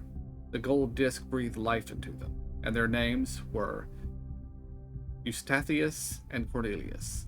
The founder showed them all she had discovered. Together they explored the dead city and saw the ruin to which humankind had fallen. It was then that the founder understood that the sins of the past must not be repeated, and that only through humility could the future be saved. Aside from Cornelius and Eustathius. There were 10 whose bodies the progenitor had not anointed in due time. Now it was upon the founder to complete this work and begin the resurrection. In this matter, Cornelius proved of great assistance. After many tribulations, the 10 were brought to life, and these 12 that were born after the founder are called the first companions. These are their names: Eustathius, Cornelius, Aurora, Sun, Sarabhai, Byron, Melumps, Yemo, Hypatia, Naima, Benaroa, and Liftrosser. It's funny how you can take something that's 90% true and 10% false and create something that is 100% misleading.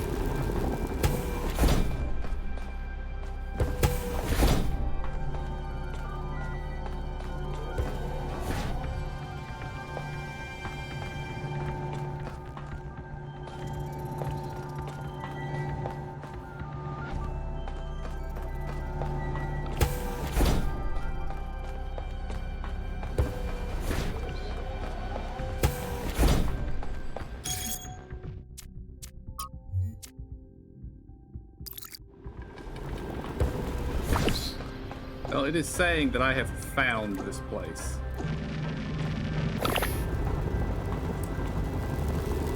I feel like whatever this thing is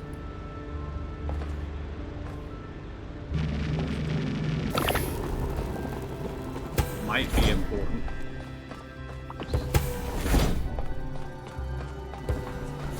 Now there's nothing back here, and it feels like there should be.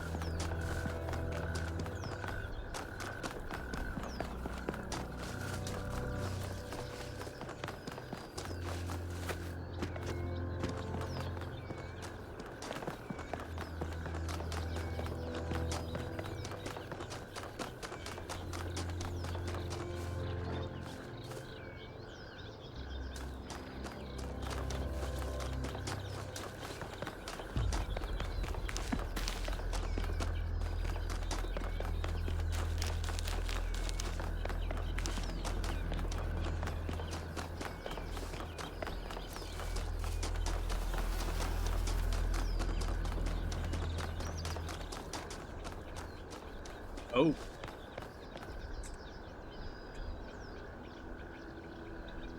We have 2 lights.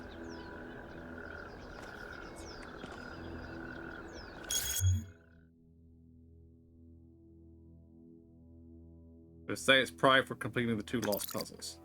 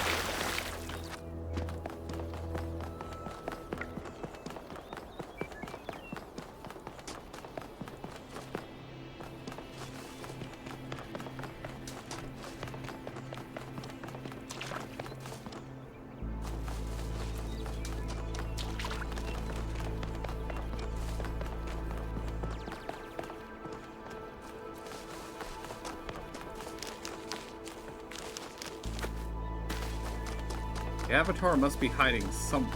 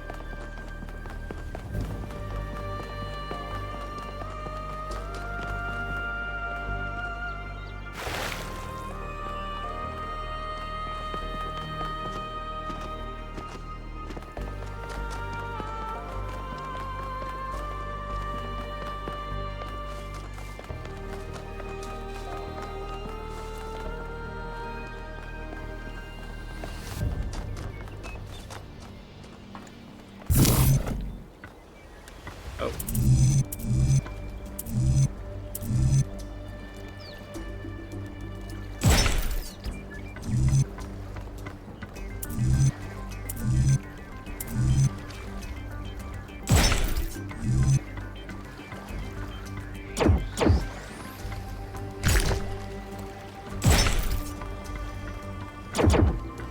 I don't know if this is relevant, but St. Edwald believed that Tetramenos represented the name of God and God's ability to reshape the world.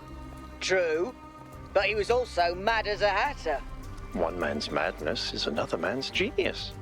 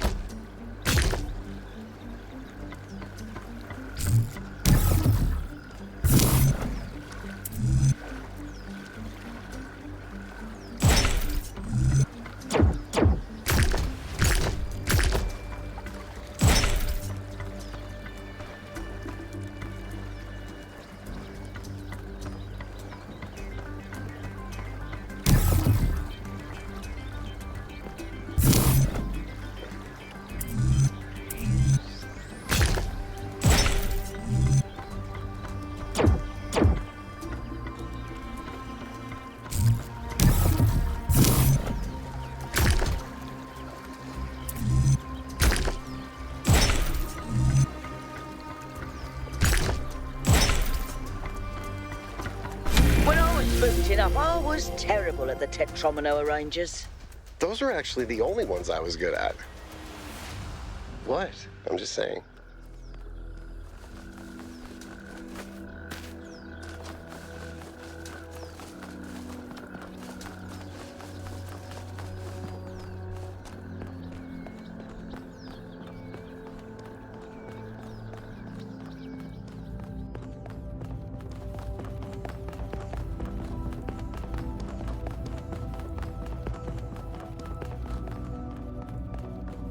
Is that some kind of anti-gravity? I'm not sure. Could be, I guess.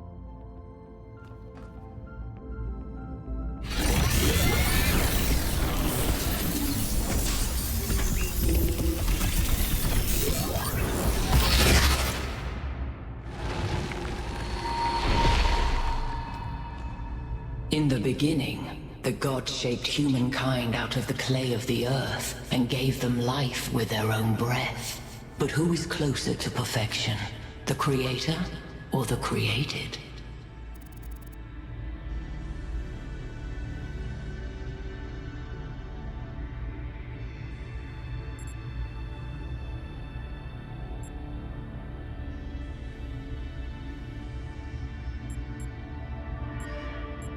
They're the same.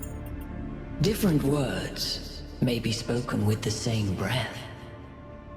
When Prometheus saw that humankind was more alike in nature to the gods than to the animals, he stole the secret of fire from Olympus and shared it with the mortals. Was his theft justified?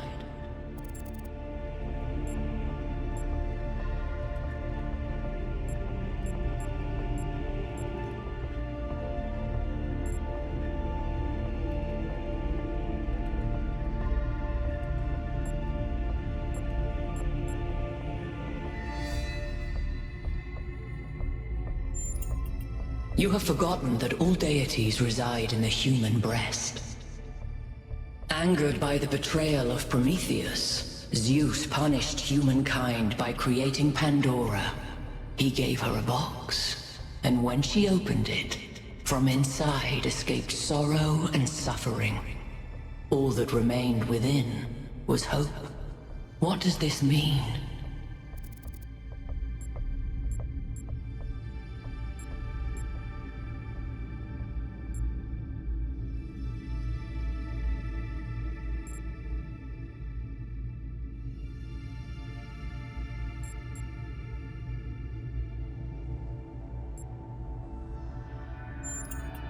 Those who seek hope should ask themselves why it was imprisoned with the world's evils.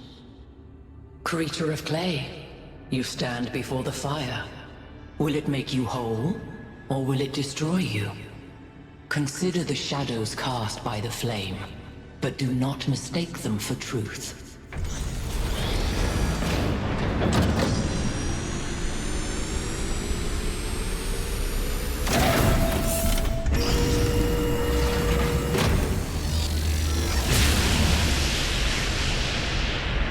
Guys, look at my stream.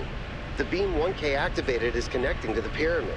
That looks like a massive amount of power. We need to talk about what just happened. Thoughts? I'd say there are two distinct issues here. What is the being 1K spoke to, and what is the function of the beam? Let's start with the Sphinx. It seems similar to the apparition in New Jerusalem.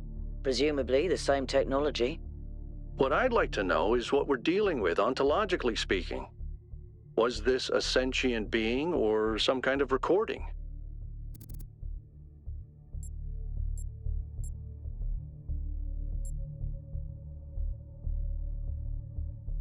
I don't think so. I think it's some kind of security system. A security system.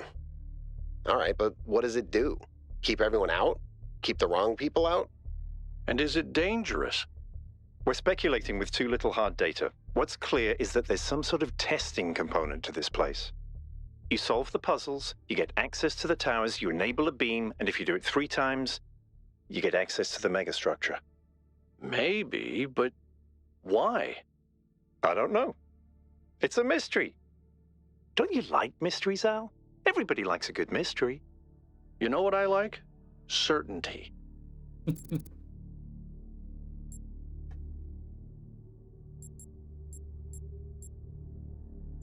I don't disagree, but I still think we should proceed. 1K, keep solving puzzles. The rest of you, as you were.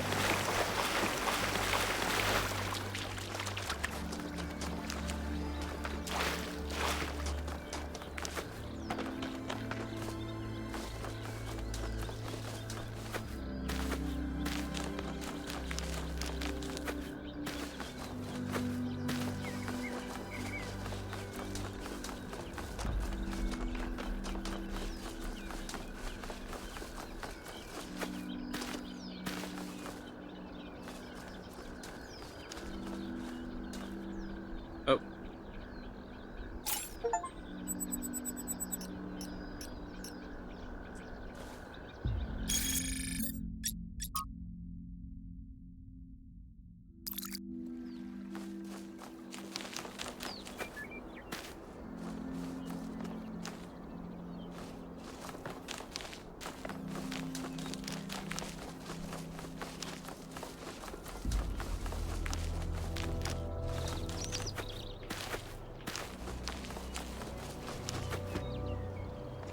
I think we're done here for now. Let's head over to the next site.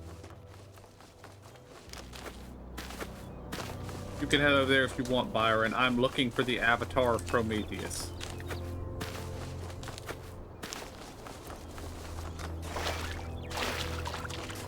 Assuming I haven't already found him.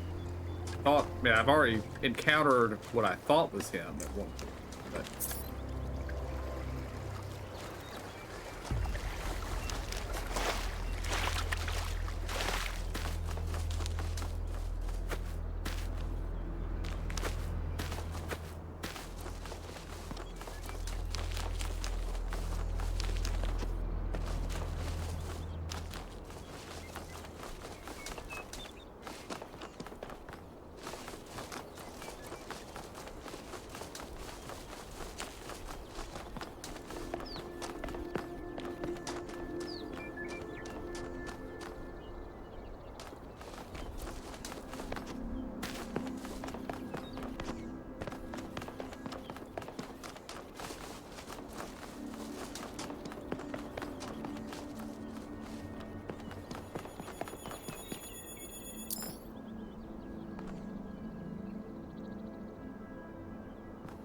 Everything okay? Whatever that being is, it told us that we stand before the fire.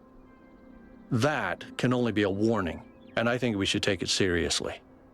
We don't want another New Alexandria. New Alexandria?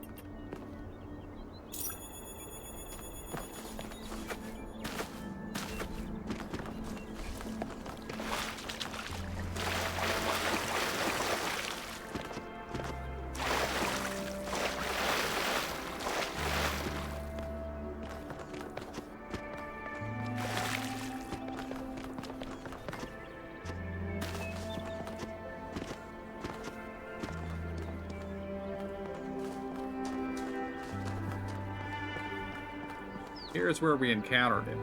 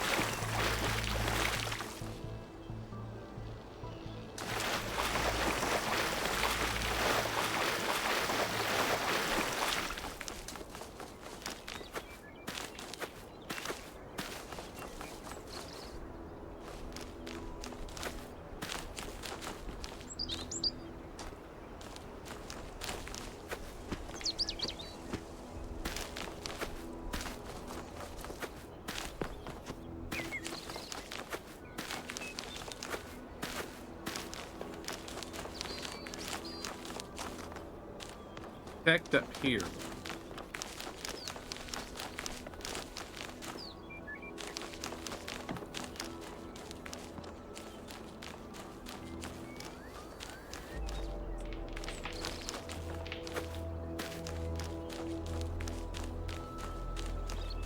I assume he's glowing. I would think he would be fairly easy to locate.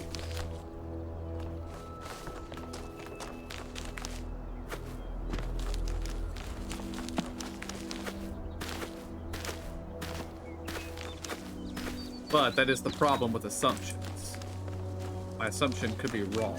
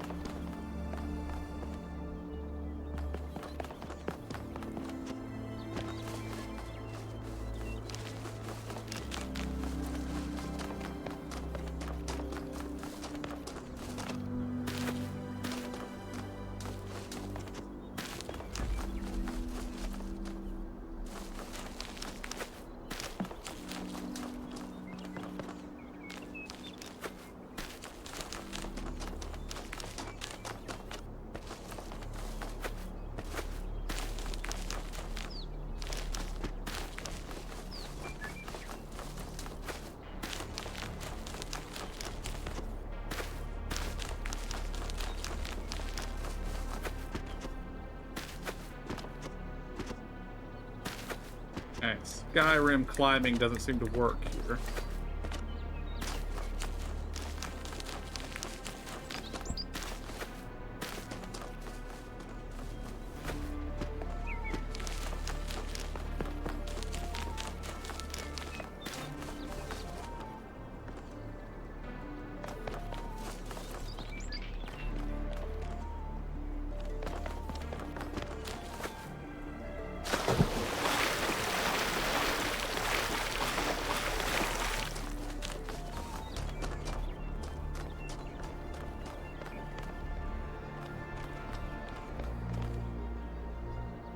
What is it? I did. It's interesting. The tech is a bit older, but it's been heavily modified to be more efficient. And it's not the kind of hack job you'd expect either. Whoever did this knew what they were doing. We could probably learn something from them.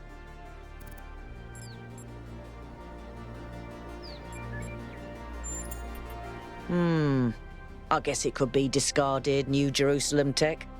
The mayor made us throw away a bunch of stuff that was perfectly fine if you ask me. But I'm not sure. I'll check to see if I can find any serial numbers and I'll get back to you.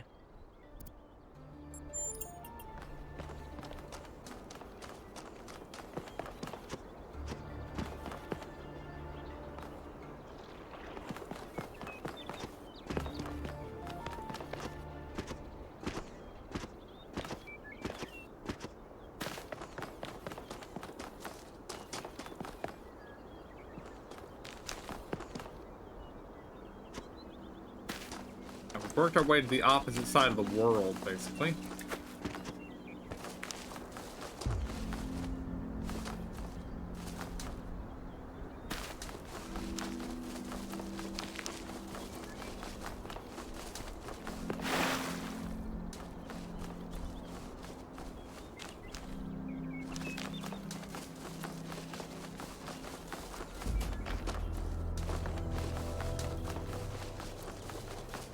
Something over here.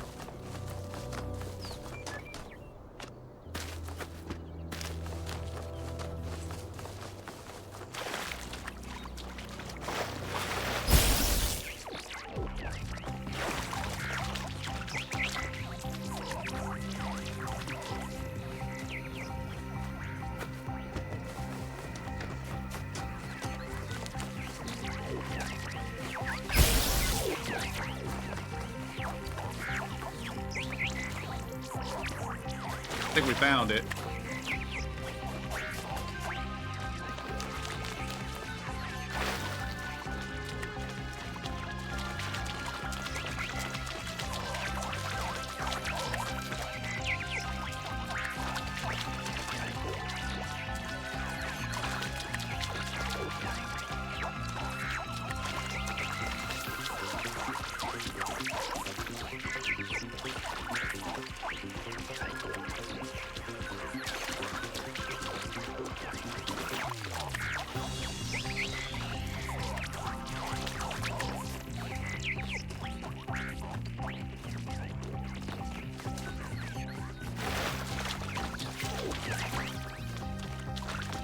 Waiting for me up there.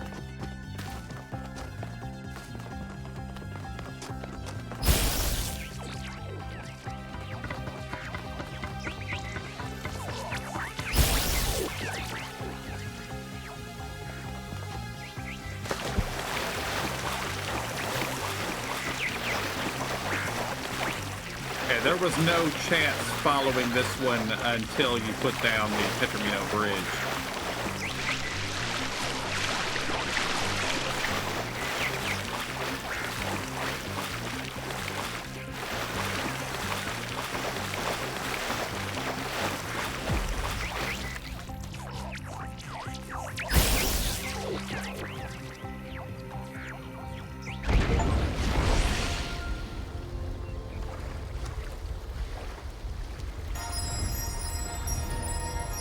That?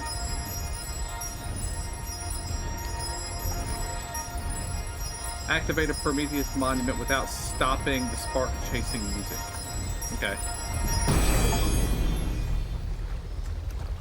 Not all things must be balanced. When good is weighed against evil, tip the scale.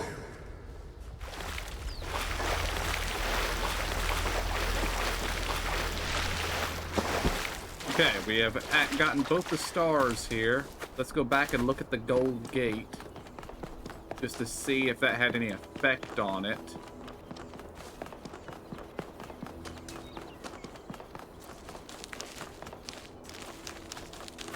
I don't actually expect that it did, but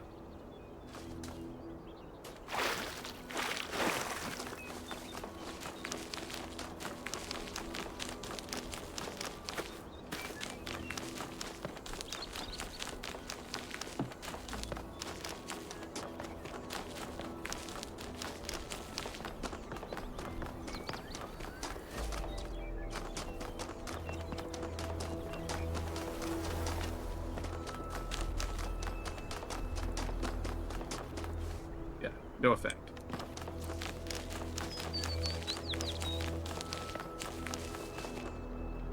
And I don't know if the two lights that lit up were lit up because we did 2 extras, or if because we did the 2 lost.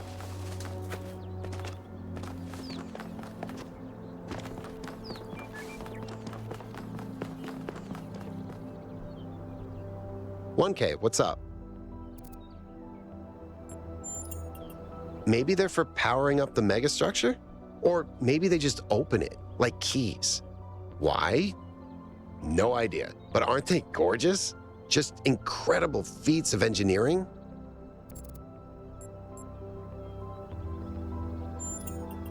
I don't know who built this place, but whoever they were, they must have had a purpose. Making something so beautiful feels like a statement of intent.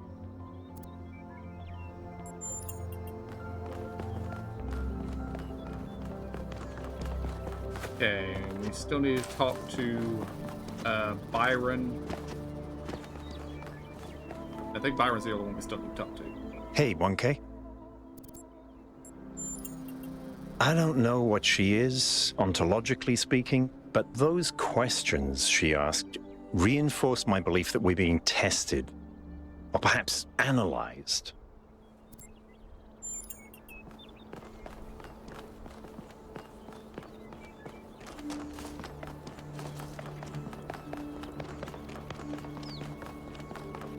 Can't remember if I've talked to Al. I think I have. We're gonna come over here and see. That is not Al. That is one of the scanners.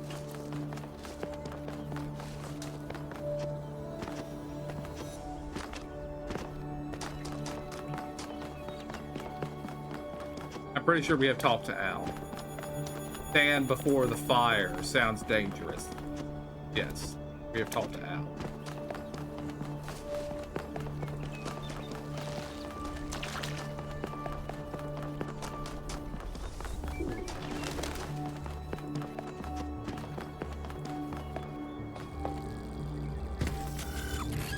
Back in the capsule we go.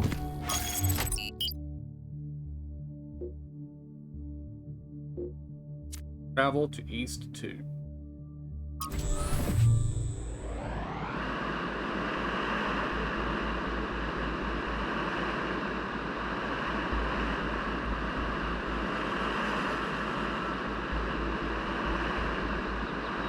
All right, everybody. I'm sure you're all excited to check out the next site. But while you're there, remember that I'm still trying to fix the rest of the transport system. Maybe there's another one of those labs that 1K found. If there is, look for more documentation, please.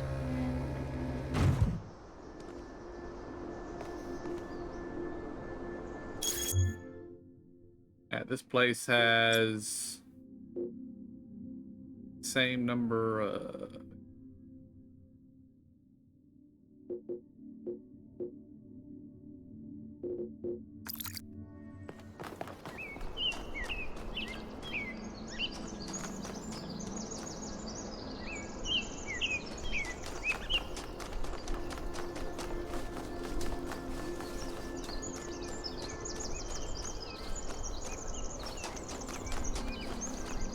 Two things to say, Coop? No, he does not have two things to say.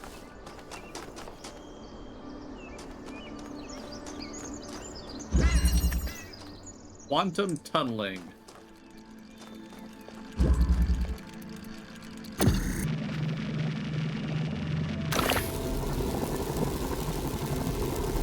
Interesting.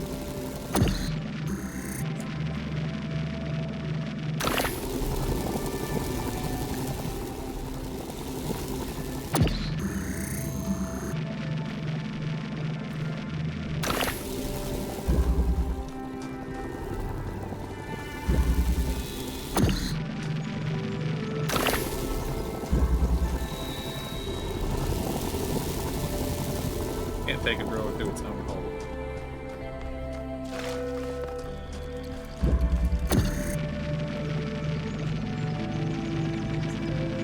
Okay. Can I? Yes.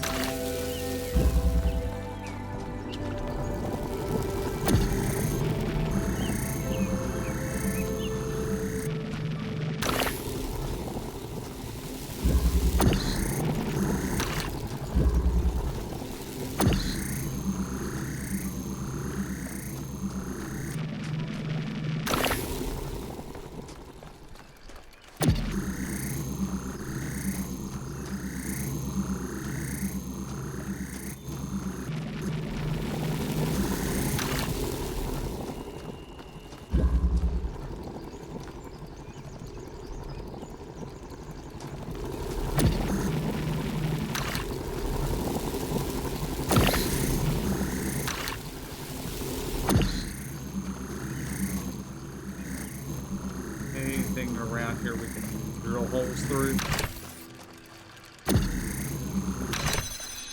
No.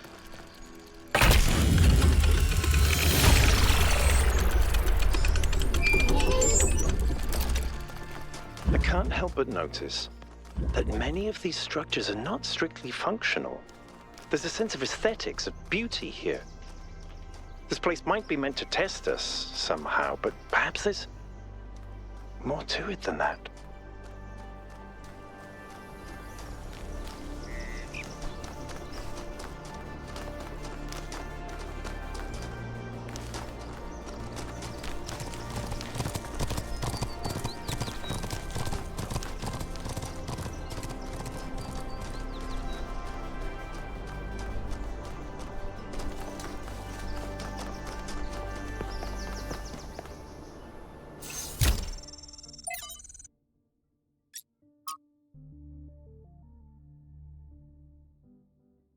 $53.58 again.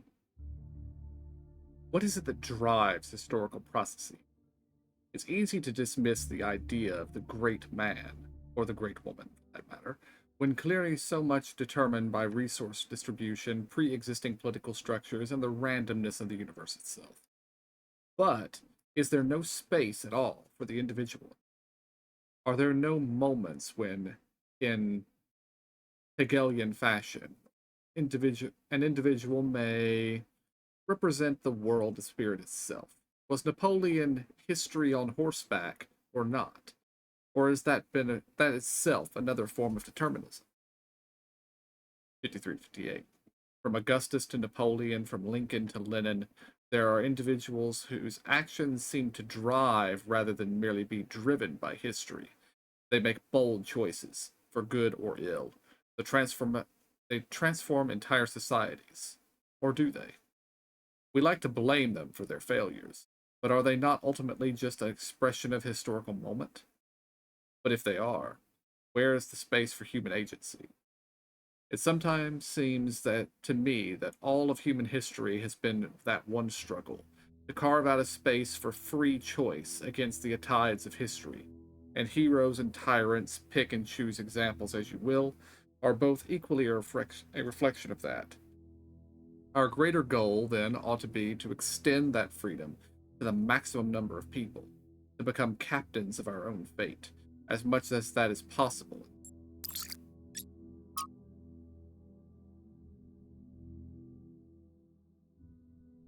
Hypatia, okay, she's one of the first 12.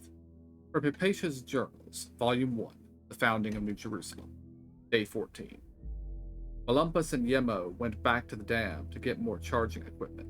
They've not returned yet, which means we're stretched a little thin, since we're still posting guards at all times, but those large herbivores haven't come back yet, and at any rate, Eusthathes assures us that they're not aggressive. But it's better not to take chances. Not when there's so few of us, and so many of them. Athena and Cornelius and Eusthathius spend most of their time drawing up plans and arguing, in a friendly manner, but arguing still.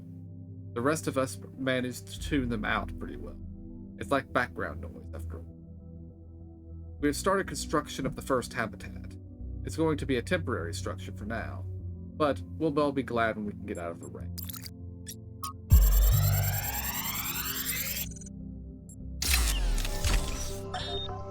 So, what are you doing here, Trevor? Why are you trying to save the world? Well, look, I think humanity is awesome. I love humanity. As a species, we're great. I mean, our track record is pretty mixed, but have you seen everyone else? I mean, what did you do today, animal? Oh, I ate some leaves, sniffed my own butt, crapped myself, and went extinct. Or, you know, I tore this other animal limb from limb, sniffed my friend's butt, crapped myself, and went extinct. They really don't do anything interesting. I mean, you don't see animals directing Big Trouble in Little China. Birds can go tweet, tweet, but it ain't exactly the White Album. I mean, they can't even make a good cheeseburger, for Christ's sakes. They have no art, no cuisine, no pleasure. Animals are nice to look at, but you wouldn't want to be one. Except maybe a cat. I could be a cat.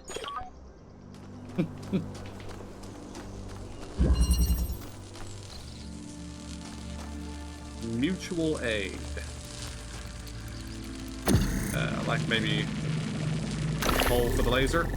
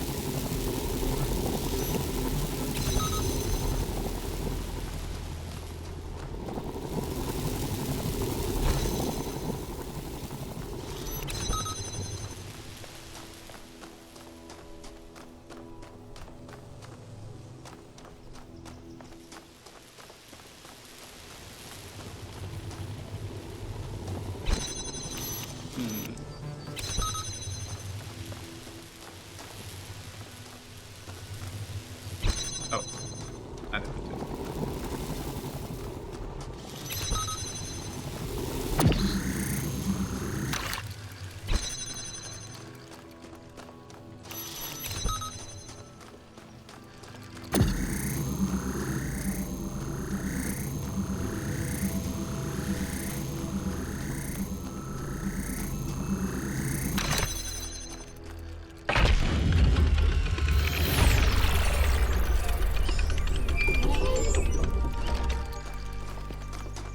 I keep thinking, why puzzles? Is it just their symbolic value because of our history? Because if all this is meant to be a security system like 1K suggested, why would you build a security system that can just be solved? But if this is about testing us, what are we being tested for? It can't just be about spatial reasoning. Our curiosity? Our persistence?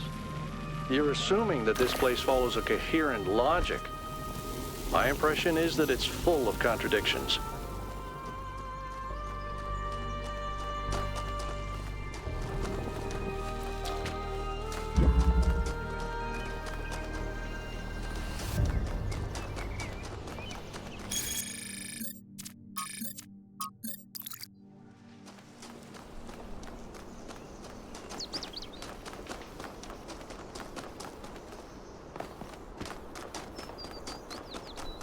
Let's see what the question mark is. Anything new to say, Byron?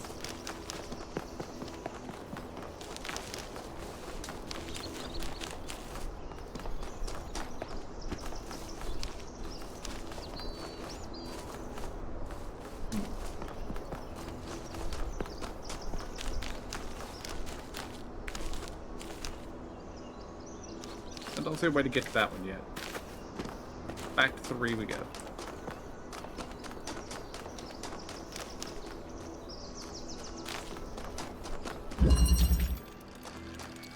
Back up.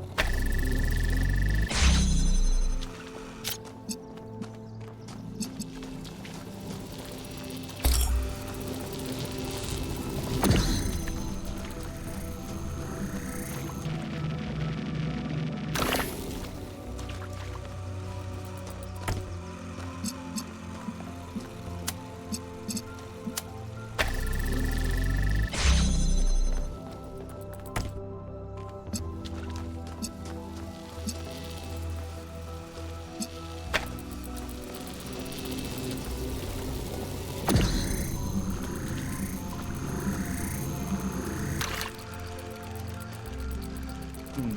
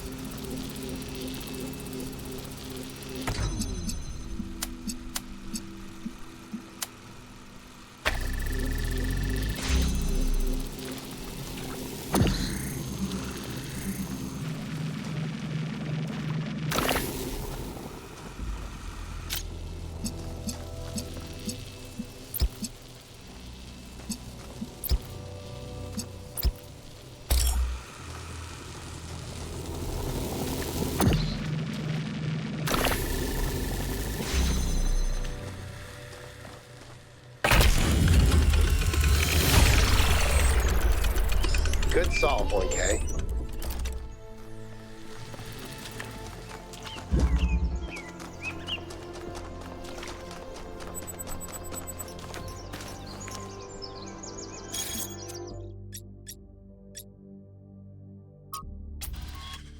I've relayed your responses to my friends, and they have reached certain conclusions regarding your character. Would you like to hear them? Yes, go ahead. Now, you're new, so let me fill you in. Your arrival marks the moment of New Jerusalem's maturity, and there are differences of opinion about what it ought to become. Naturally, there are people working quietly behind the scenes in an advisory capacity, trying to guide our city's prosperity. People who know things which only scare or confuse the average citizen. I have 5 such friends who expressed to me their interest in getting to know you. Who are these people? I can't tell you their names, but I can tell you a little bit about them. The first is an engineer by trade. It tends to see the world as a puzzle to be solved. The second is a scholar of some repute. Thinks the big questions have answers in our code.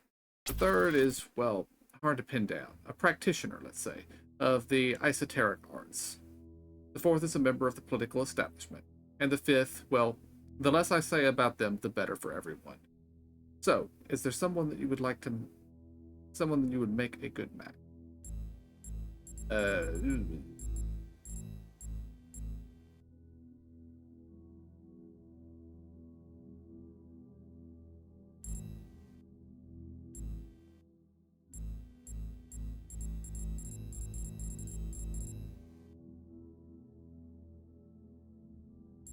Engineer. Yes, based on what you've told me, that I say you share the same faith in the potential of human reason. Your answers to my questions and our observations of your behavior elsewhere has given us a massive amount of data. It's clear that there's only one person that I should put you in touch with. You've shown the commitment to scientific progress and pursuit of the truth. Your support would mean a great deal to my friend from engineering. She's no kind of expert in the human condition, but she's dedicated to analyzing how the world works, and using that knowledge to shape our future for the better. Are you happy for me to put you in touch? Yeah, please do. Okay.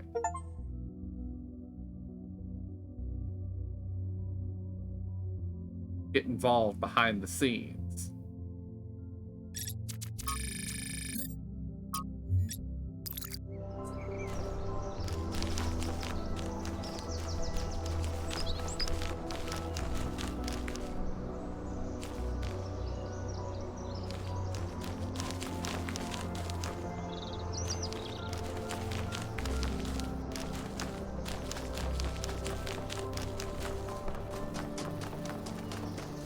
Ah, that looks like a Sphinx monument.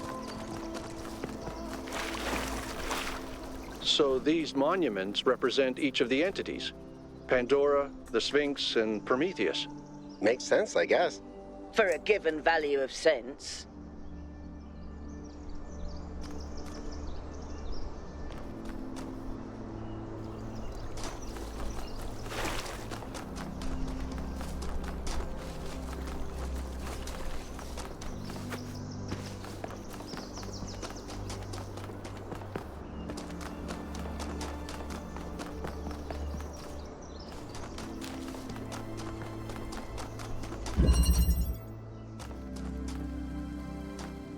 Placement.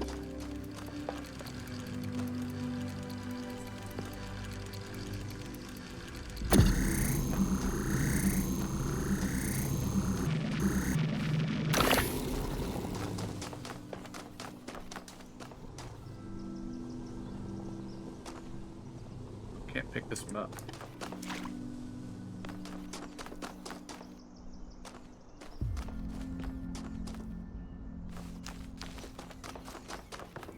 Well then, if we don't start there, maybe we start over here.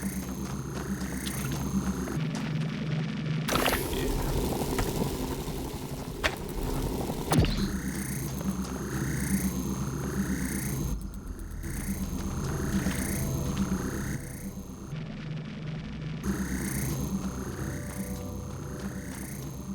Okay, I can see where I'm going to need to do something in the future.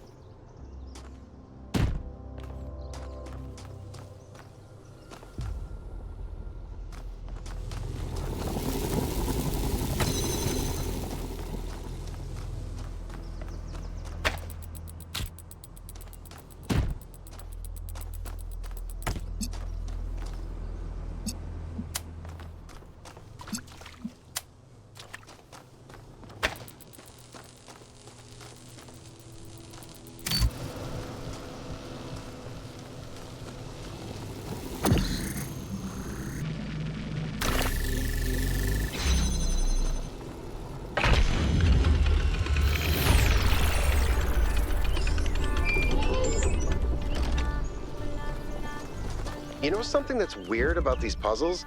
They're not replicas of the simulation puzzles, like the ones in the museum. Wasn't there an artist who did an exhibition a few years ago that involved new puzzles of some kind? That was Barzai. It was called Trials of an Imagined Past. I tried to get you to come along. You thought it would be boring. Were they similar? No, not at all. Was it boring? I thought it was interesting.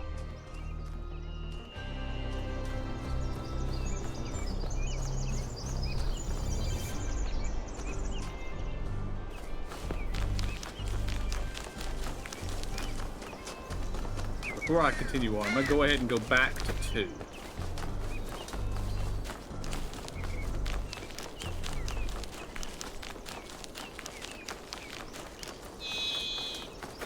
Because it's either complete these, or there's a secret in each of them that I need to find.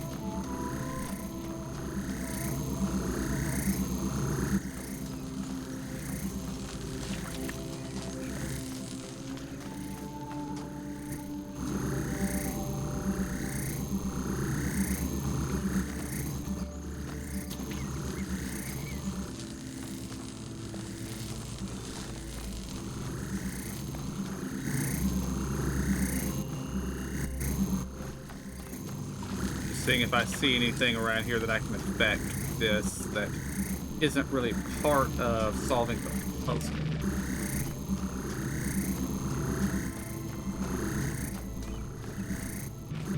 Yeah, I don't see anything.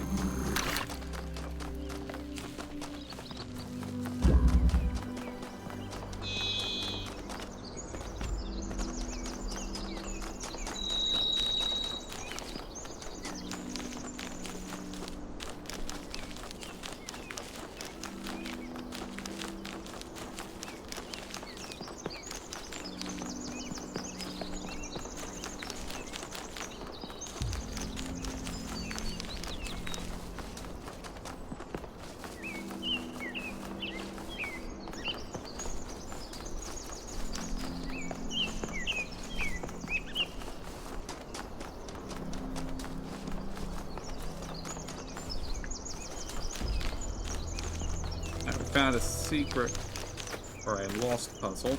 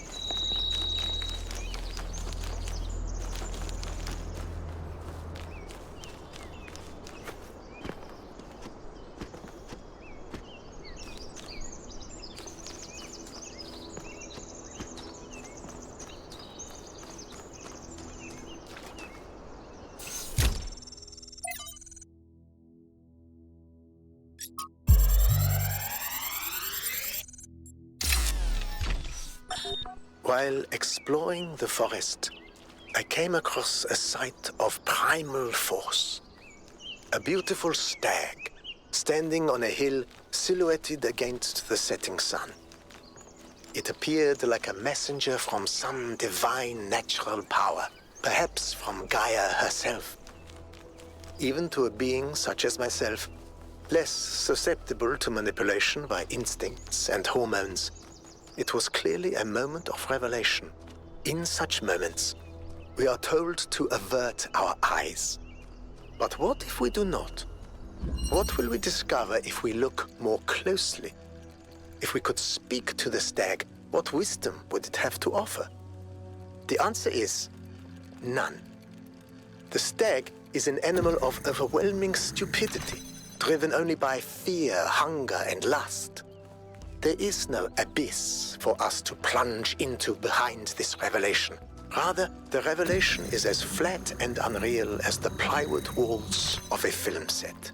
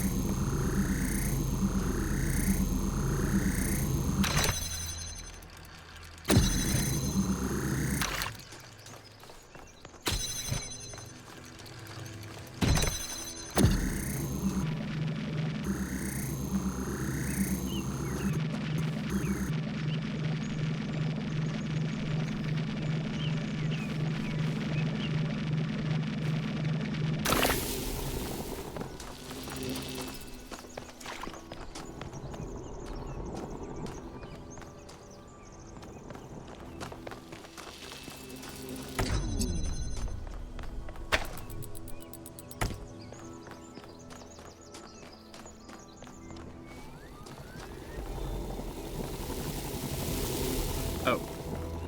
I think I just figured out the thing.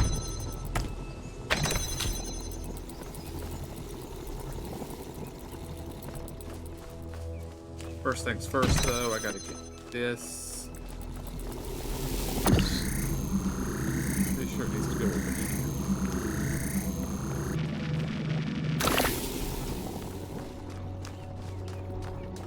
Now I think I take this over here. Jump over. This is a jammer.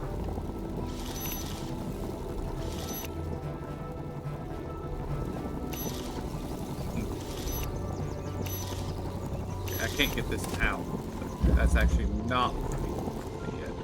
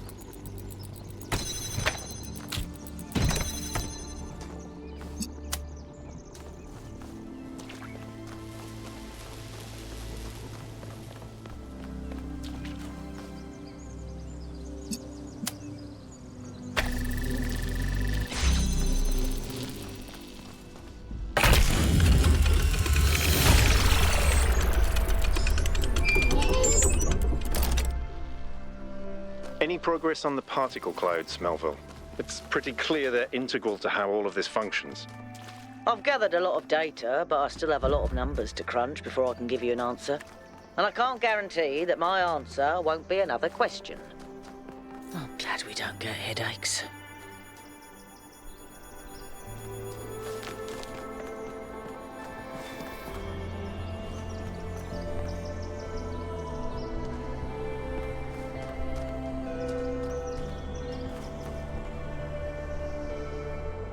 Pandora's got a green one.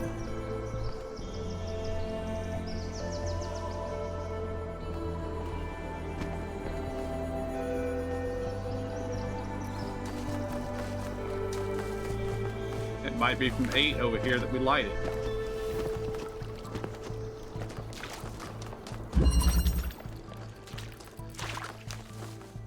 Esau.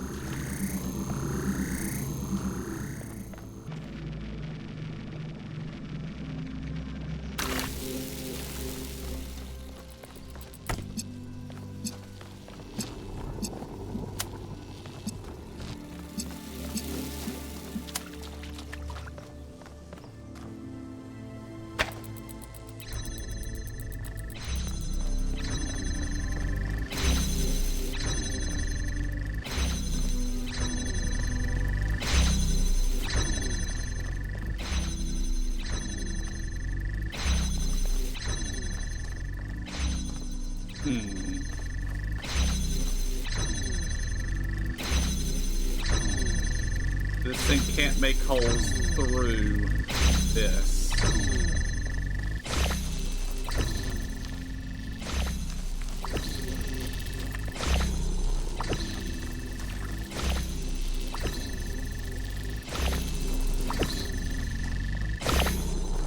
Kind of thick.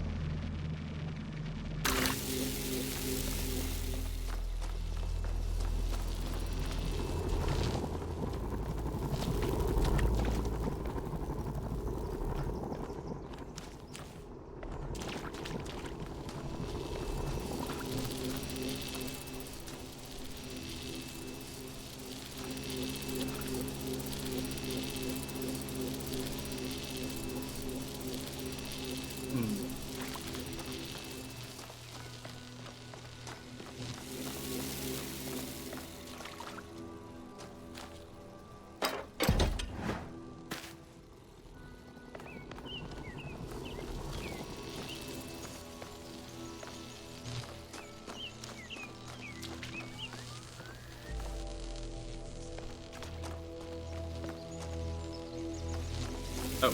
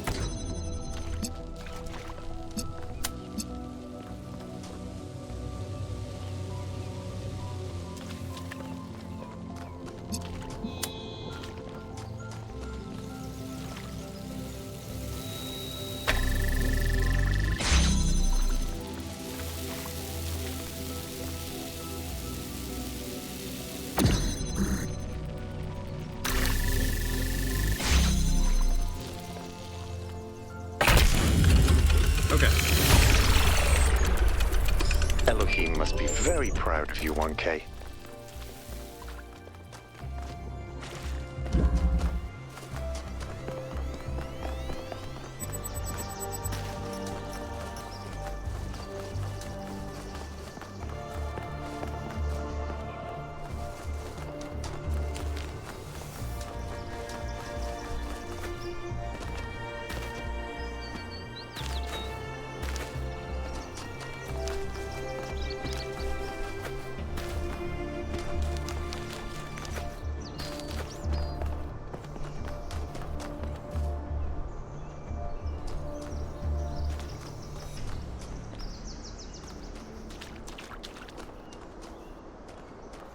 Okay, that did not answer our question. And my brain's turning into a bit of mush. I think that's where we're probably going to call it for tonight. And I will be back on Thursday with more Final Fantasy X-2. Until then, I want to thank y'all for joining me. Hope y'all enjoyed it. I'll see y'all next time. And have a good night.